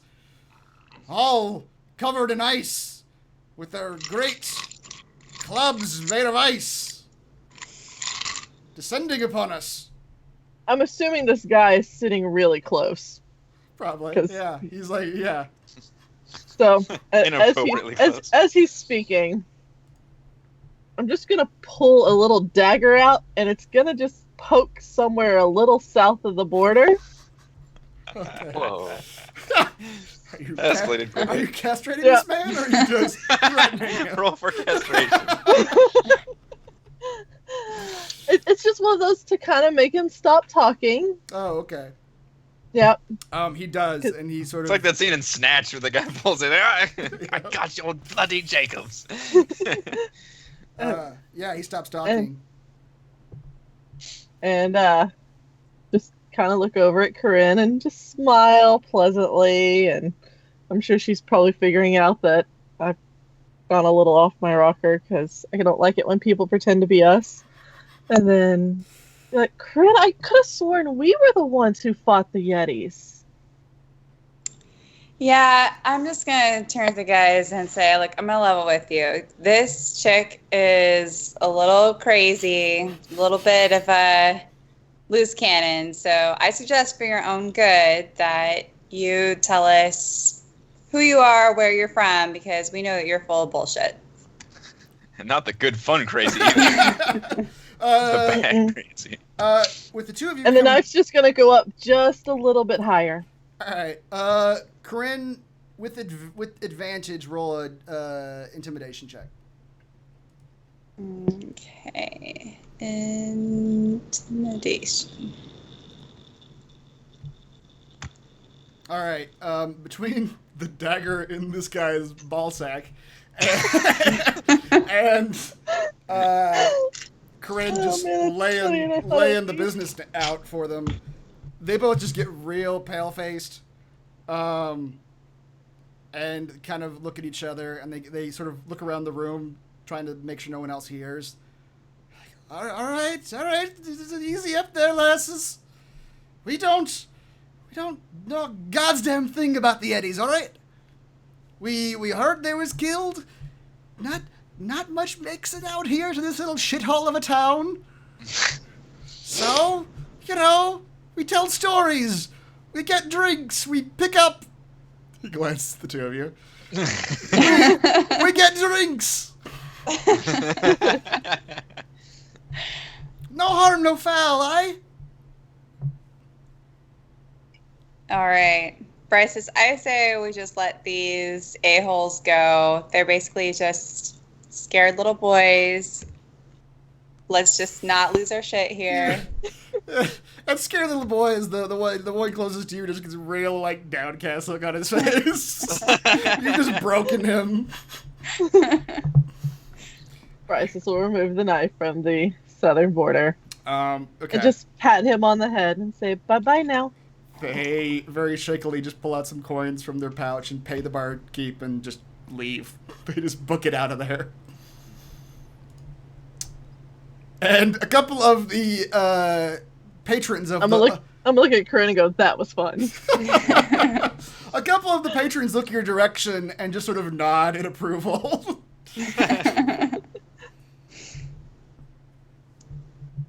And at this point, the bar is generally quiet now. There's probably another 8 people in here or so. And they're just sort of drinking their drinks, and the evening passes. And the barkeep can show you to your rooms. So so the innkeep guy didn't actually care about the... He said that the two pricks that the ladies chased off, he said that they were the ones telling stories about ice eating their horses. And no one believed them. Well, how did that get reported to the damn sheriff then? They probably told the sheriff. They had gone to Bryn Shander recently. All right, the sheriff should have told us this was... I mean, it ended up being true, but that these were a bunch of fucking asshole guys who made up stories left and right. Yep. Kazan makes a note to admonish the sheriff about this. The fact that nobody knows that they actually did this or care. Yep. He's still cold, so he mumbles off to his room. All right, you guys can retire to your rooms. It will be 1 gold apiece for the room. Or no, I'm sorry. You guys have the notes. So we get not comped. Yeah. You're getting comped. And the guys, the money they shoved on the barkeep's table as they left cover your drinks as well. So Excellent. the ladies did end up getting free drinks out of it. Successful mission after all. That's right. All right, you guys can all take a long rest as you rest for the evening. I would like to examine the frost giant gauntlets. Ah, yes. The Frost Giant Gauntlets. Yes, yeah, if you remember correctly, these gauntlets, you had to pull or shake a hand out of them. They belonged to some adventurer before you that the giant presumably murdered. But as you attune to them, you realize that they are gauntlets of ogre strength. Yes.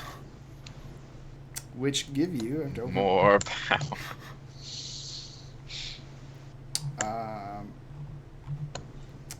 Didn't actually write that down, so I will pull it up real quick. Before we go to bed, I also like to cast an alarm. Yes. Okay. Good man. And move a couple chairs in the back.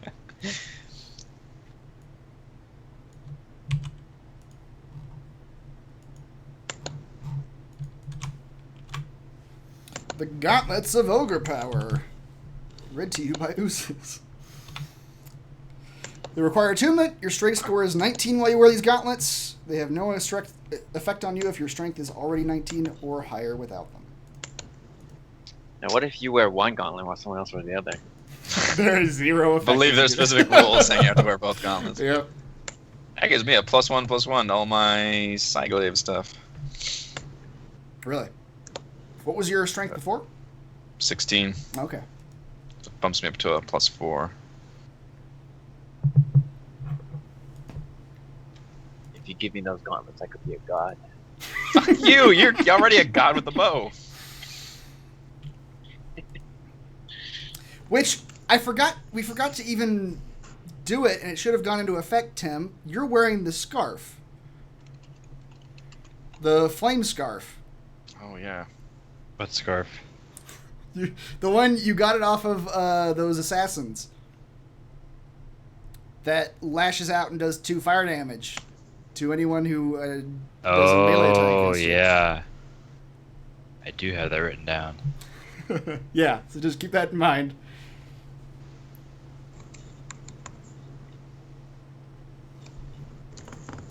I forgot about Someone Someone wrote it lie? down. And my winter hat. that. That's right, your winter hat.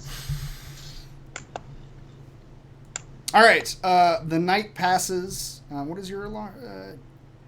So, Halford, this is the same sort of layout. It's a hallway with a bunch of rooms on the hallway. So are you casting it like at the head of the hallway, that kind of thing? Are we the only ones in this hallway, or can other people walk back and forth? You are the only guests. These are the guest rooms of the inn, and you are the only guests in the inn. So I would like a 20-foot cube within the hall that covers all our doors. Okay. Although, are there windows? One of your rooms has a window looking out. The other of you do not. Totally claiming the room without the window. And are we on the second floor or third? First Fourth? floor. First floor. This is all just a first floor building. I'm not protected from the windows. I can say screw the others and just put an alarm on my room. Screw the others. I'm just gonna put an alarm on my room. Okay, on the door and the I mean- window, the square footage of your room. Right. Who else is in the room with me? Presumably Kazan. You guys only got 2 rooms this night, so I assume Tim is with you guys. It's guys and ladies again. Can we just sit? Tim doesn't sleep, right? No, he doesn't, so he can just stand there. I mean, right? I don't want him to stand there and watch us while we sleep. We're putting him out in the room like a cat. Tim, what are you doing? I mean, I'm just standing there, right? Stand in the hallway. I'm good. Okay. Put them in the girls' room. They need protection. Just he can go outside of our rooms and watch the doors all night. He doesn't sleep. Why? Where's the fun in that? So yeah, Tim agrees to that, and then he'll also check in on them for. He'll do it by hurriedly opening the door and rushing in, going, "Are you guys okay? Hey, Bar, you want to see my new chainsaw and hockey mask?"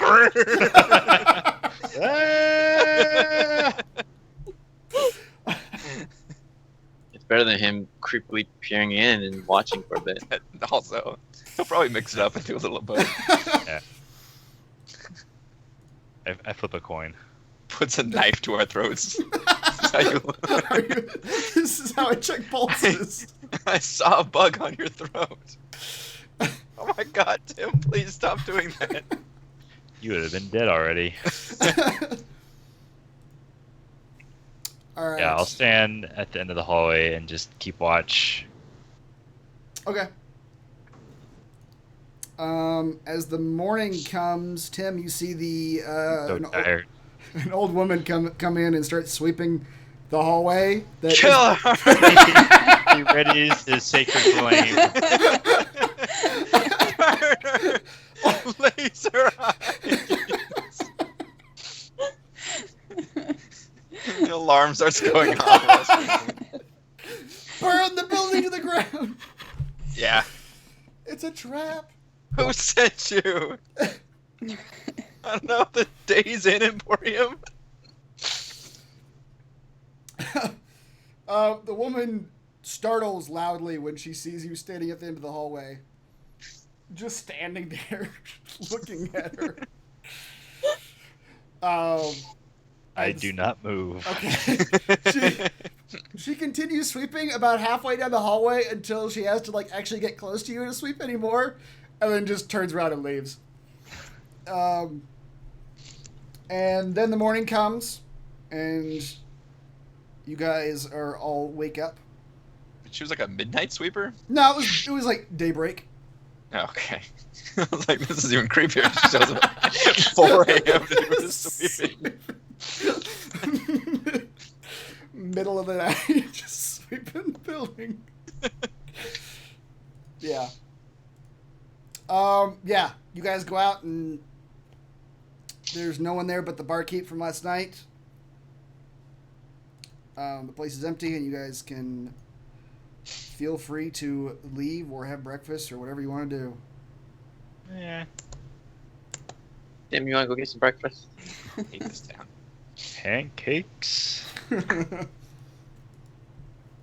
I ask the bartender, what is the quickest way to get back to Bryn Shander from here? The quickest and safest way.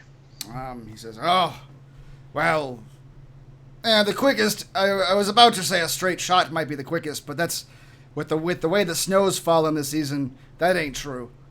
The quickest and the safest is just the main road. You follow this path, heading out west of here, and it hits the east way. It's maybe a 20-mile shot the entire way. You can do it in a day." Sounds good, thank you. You guys don't have any horses or caravans out here, do you? It's just fucking like 4 houses and a couple fishermen. I mean, I got my horse, but you can't have him. I'm old. Take your horse if you want to hold me. I've got a dagger that might tell us otherwise. We don't got horses to sell, if that's what you're asking. Yeah. I hate this whole godforsaken country.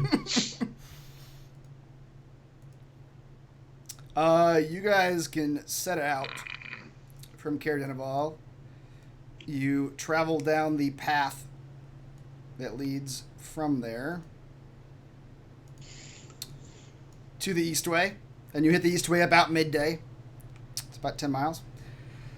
And then you continue northwest up the Eastway back to Bryn Shander without any trouble. That was uneventful. Yeah, without any trouble. You guys are approaching Bryn Shander early evening.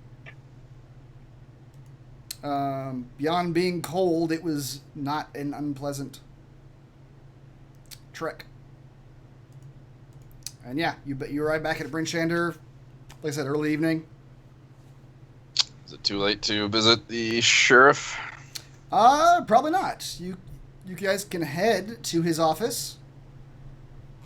Oh god, the Giants are The back. Giants. Yeah, no, nothing's been cleared. I'll move you guys out of here, though. Except for Southwell, because you're going to talk to him.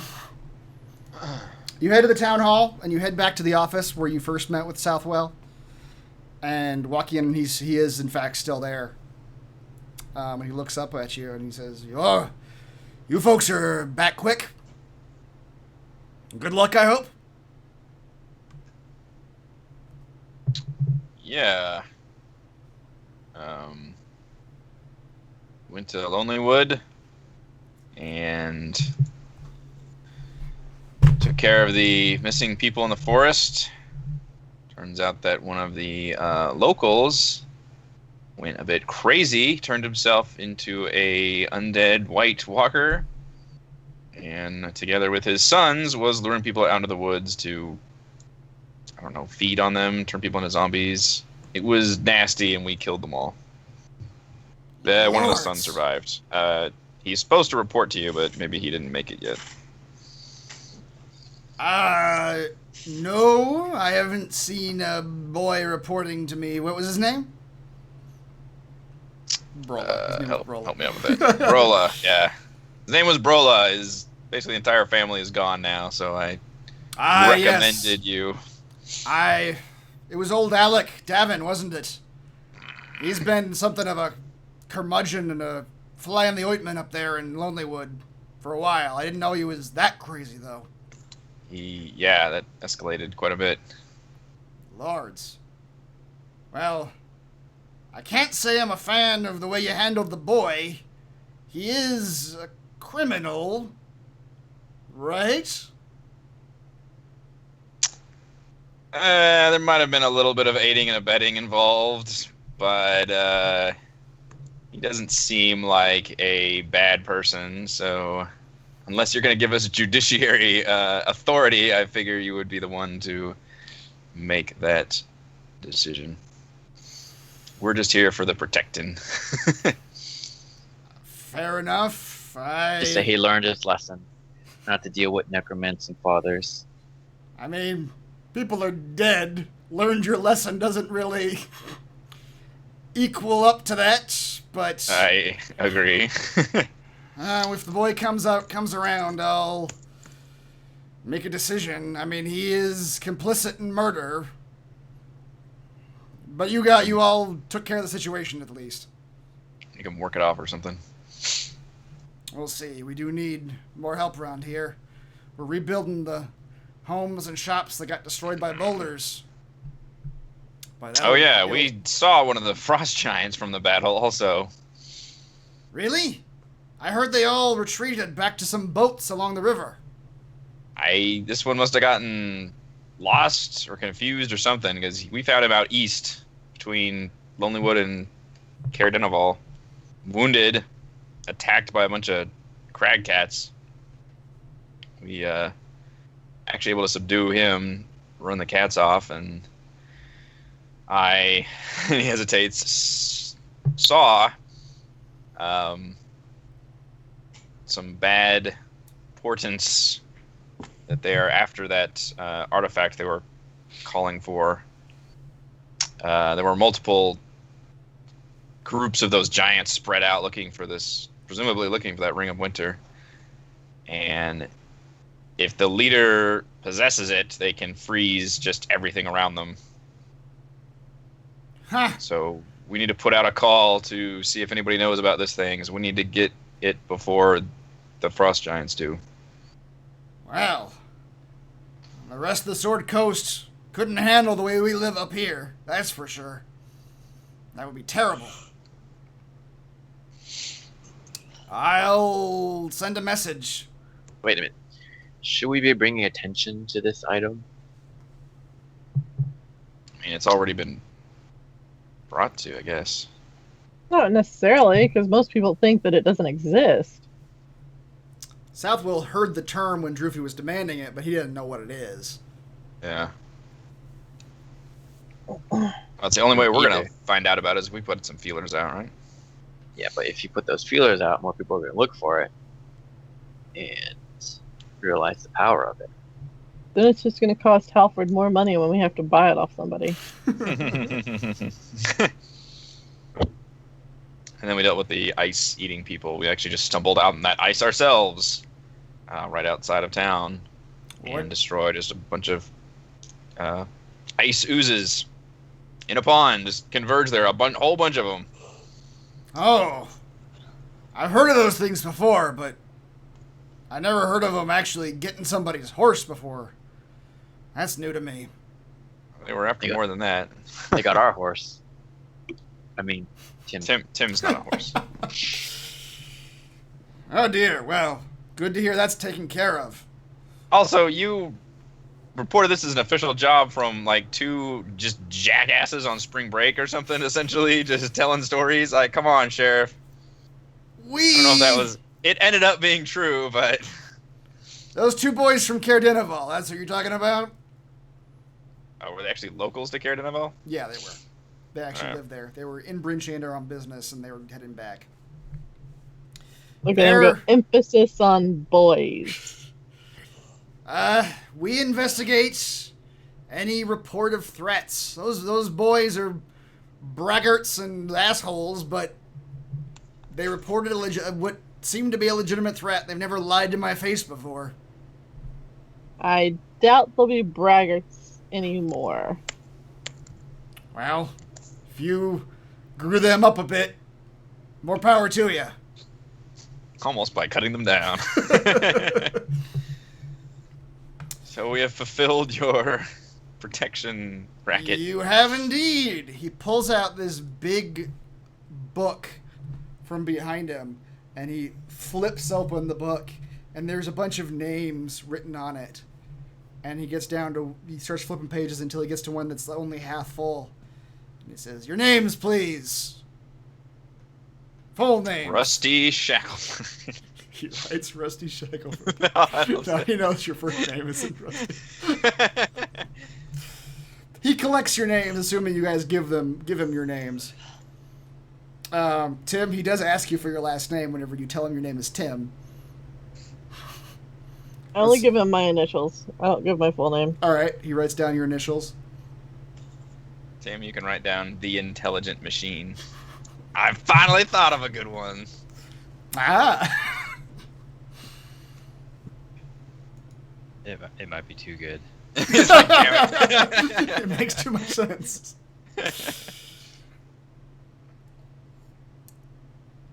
He says, I can write down, Tim, and just your description. What is this book for? This is the log of the Protectors of 10 Towns.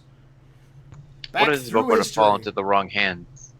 It's never left Bryn Shander, and I doubt anyone honestly cares who's a protector of 10 Towns.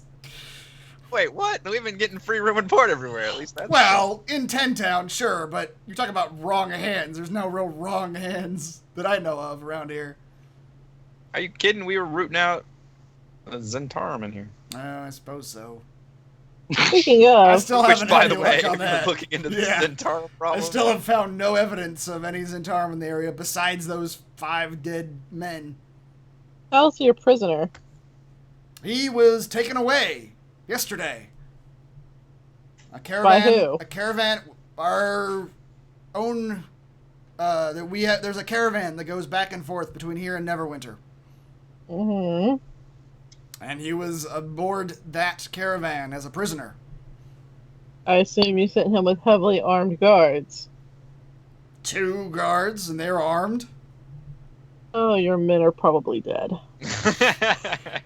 I hope Damn, I've not. always wanted to say that line. That's so cool. Your men are already dead. Yeah. I love that line. So after he puts the book away, he pulls out a large sack of gold and plops it down. Says, as agreed, the monetary reward of becoming a protector of 10 towns. 200 gold apiece, 1,000 total. Drops the bag. We dig into it like zombies with a fresh corpse. Ah! So with that, you guys have completed the Dangers in 10 Towns quest, and you have your 1,000 gold. You have been named Protectors of 10 Towns. And he also pulls out some very ornate-looking pieces of paper that have like calligraphy on them, and they are certificates of being protectors. And he writes down the same names that are in the book, and he hands those certificates out to each of you. I want a special cloak with a crest on it. There isn't really a crest to go along with the certificate. Well, make one. Okay, well, I'll help you design a crest, and all the protectors and future protectors will wear this cloak. And that's how it will be known as a protector of Tenstown. Get royalties from the design. It's not a bad idea, to be honest. There aren't a whole lot of them, but sure. Let's design a logo. Kazan cannot even wait to get out of this fucking country. So he yeah. will go to the. He's gonna go to the marketplace and see if that potion lady's got any more potions. Definitely needs to have a shield. Now that money's burning a hole in his pocket. So yeah, you guys all got 200 gold. Yeah, you go back to the marketplace. The same lady is there, and she greets you again. She doesn't have any additional potions of interest. She's got her table laid out. She says, It's only been 3 days, love. I haven't gotten any new stock yet. I still have, and she points to a 1 healing potion, 1 filter of love, and 1 potion of climbing. The healing potion is 40 gold. The filter of love and the potion of climbing are 80 gold.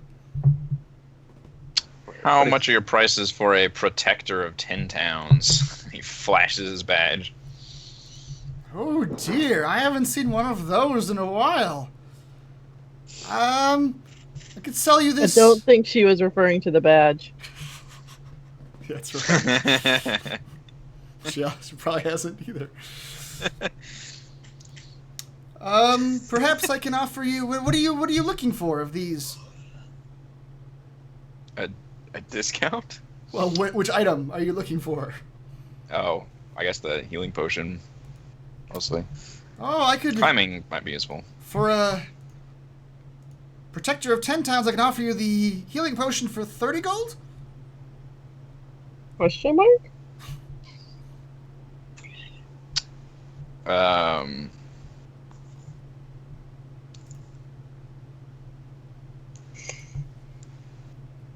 Yeah, sounds good. All right. She happily takes your money. Says, "Thank you for your service, sir." With pleasure. Probably don't do any travel anytime soon. I wasn't planning on it with these giants running around throwing rocks at people.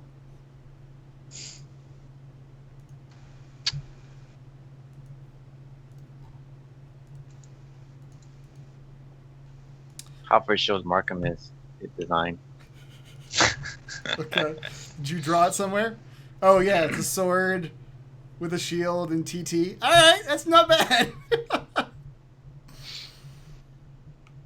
He takes your design and says, "Yeah, we can probably work with this. That's a good idea, sir. I'll send this over to Rendarl's Emporium. See if he can do some what's it called when they brand? Embroidering? No, when they like brand cloaks and stuff. Branding, I guess. I've always wanted to wear a cloak. Imprint? Maybe? Imprint, sure. Yeah, he says, I'll send it over to him. It'll take a while for him to come up with anything, I'm sure, but... Soon we'll look like the Fellowship in my favorite movie. Movie? I mean play. Performance. What? Okay. Something like that. Moving picture. You guys... Anybody else want to do anything with the rest of their day? In Bryn Shander? Nope. You guys can retire to Kelvin's Comfort again, where you were attempted to be brutally murdered before. Is there a different inn we can stay at? Sure. Yeah, there's a few inns in town. It's a big enough town. There's a town in the north end. I forget what it's called. But yeah, you go up there and show them your paperwork, and they offer you same thing, the same rooms you've been getting from folks. Yeah, I'd rather stay at a different inn. All right. You guys stay the night. And in the morning, nothing has happened. You awake peacefully. We were all holding our breath. Yep. Murderers in the night.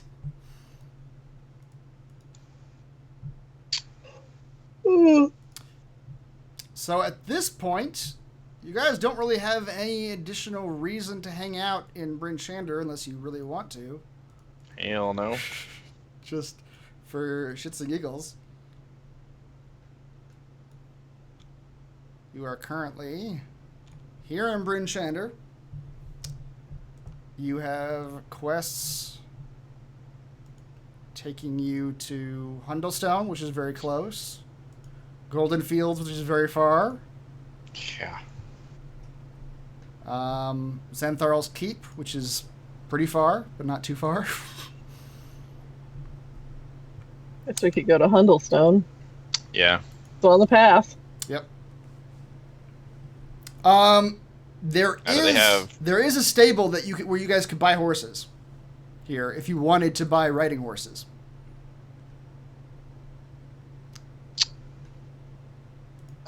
Given the amount of travel, that's probably a good idea. You head up to the stables. You flash your certificates at them, I assume. Yep. Not yet. I want Not yet. my AAA discount. Not I yet. want to see how much is the horse. All right. Yes. If you just walk up and ask him for a riding horse, the guy at the counter just says 75 gold for a horse. How about 5 horses? We get a group discount. Is there a Groupon? What is 5 times 75? I don't even know. It's a crazy number. 425. 5 times 75? I got 375. 375. 375. Oops, I added too much. 800. 9,712. 5 horses. Boy, well, yeah, I can offer you a discount. Let's say 350 for 5 horses. Now I'll show him the badge. He looks at the badge. If you all show him your badge. Oh, well, protectors of 10 towns. All right. Say 300. And for remember, 5. before you mention this, remember, we're off. Go protect some more. You're off to protect 10 towns some more, eh? Uh-huh. And just tell everyone where we got these fine specimens of horse flesh. We'll spray paint your stable on the side of the horses. In fact, you should pay us to advertise for you. Yeah.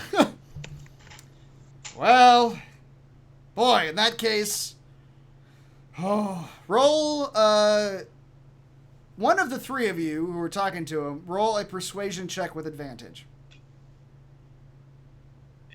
Good at Who's that. got the highest plus? The sorcerer, I assume. I have +7. Okay, you do it. Yeah, it's probably best. Yeah. You roll a 1 and then you roll a 13. Wow, yeah. Oh, well, if you're really going to take our horses out and promote us, I can give them to you for $250 for 5 horses. Better. How's the math on that? Is that good? That adds up to 50 gold a horse. 50 gold a horse. He says, that's the price of a goddamn draft horse, normally. You all are getting a real bargain here. You got a deal, my good man. 50 gold apiece. 50 gold apiece. Yep. What's your name again? Name's Albert. This is Albert Stables. Albert Stables. All right, Aldred's stables. You got it. He's fine with it. There's only one stable in Bryn Shander. They'll know who you're talking about.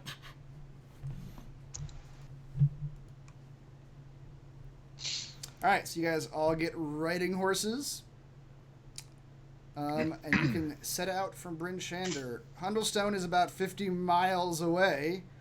So even with horses, it'll still take you about a day and a half to get to Hundlestone.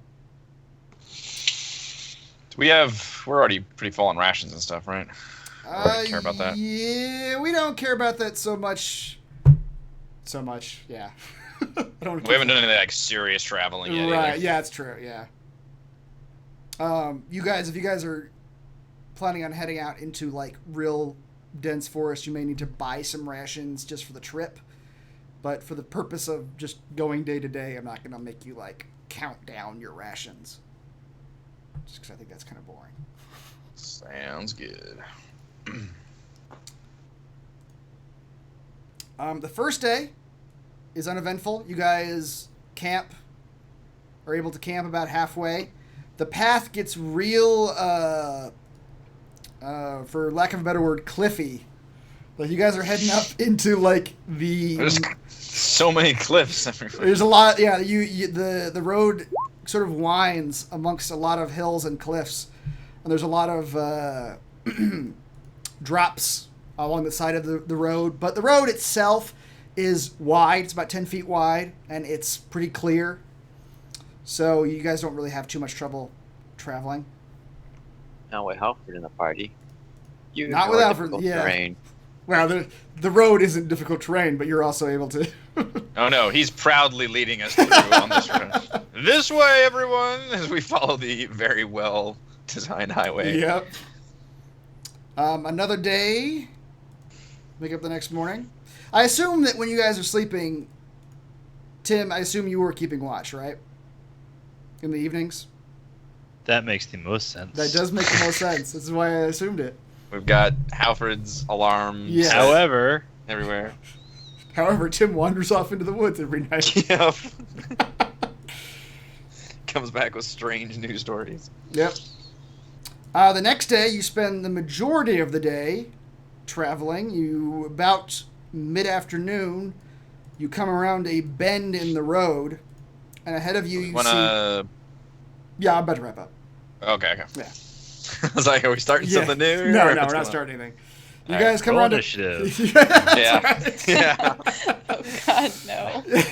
You guys come around a bend and you see a large village built along the side of a mountain. A bunch of square, squat buildings, black smoke pouring out of them as you guys approach Hundlestone. And that is where we will end for the evening. Hundlestone. Aren't you gonna build triangles in snowy areas? These people don't. I don't know why. Let the snow like fall off the steep slope of the roof, not just pile up on the flat surface and collapse. That would make more sense. These are... Well, we'll get into it next time, but these are gnomes and dwarves. Hello.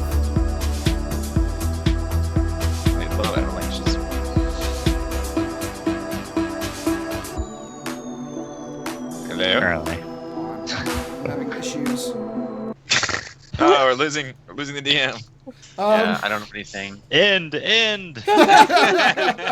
Technical issues right at the very end of the session. Yeah. All right. Commercial, go to commercial. Yep. Yeah, these are gnomes and dwarves in this village, so maybe they have different architectural standards. Thank you. Tune into more of these architectural standards dwarves next week. That's right. Can't Thank you. wait our entire session. Eric, Heather, Reese, Rochelle, and Raymond. I am Chris. We're here doing D&D 5th Edition, Storm King's I Thunder. mean, they every sound week. really stupid. We will see you next time. They might be. With the first question. Yep. Why do you build homes Bye.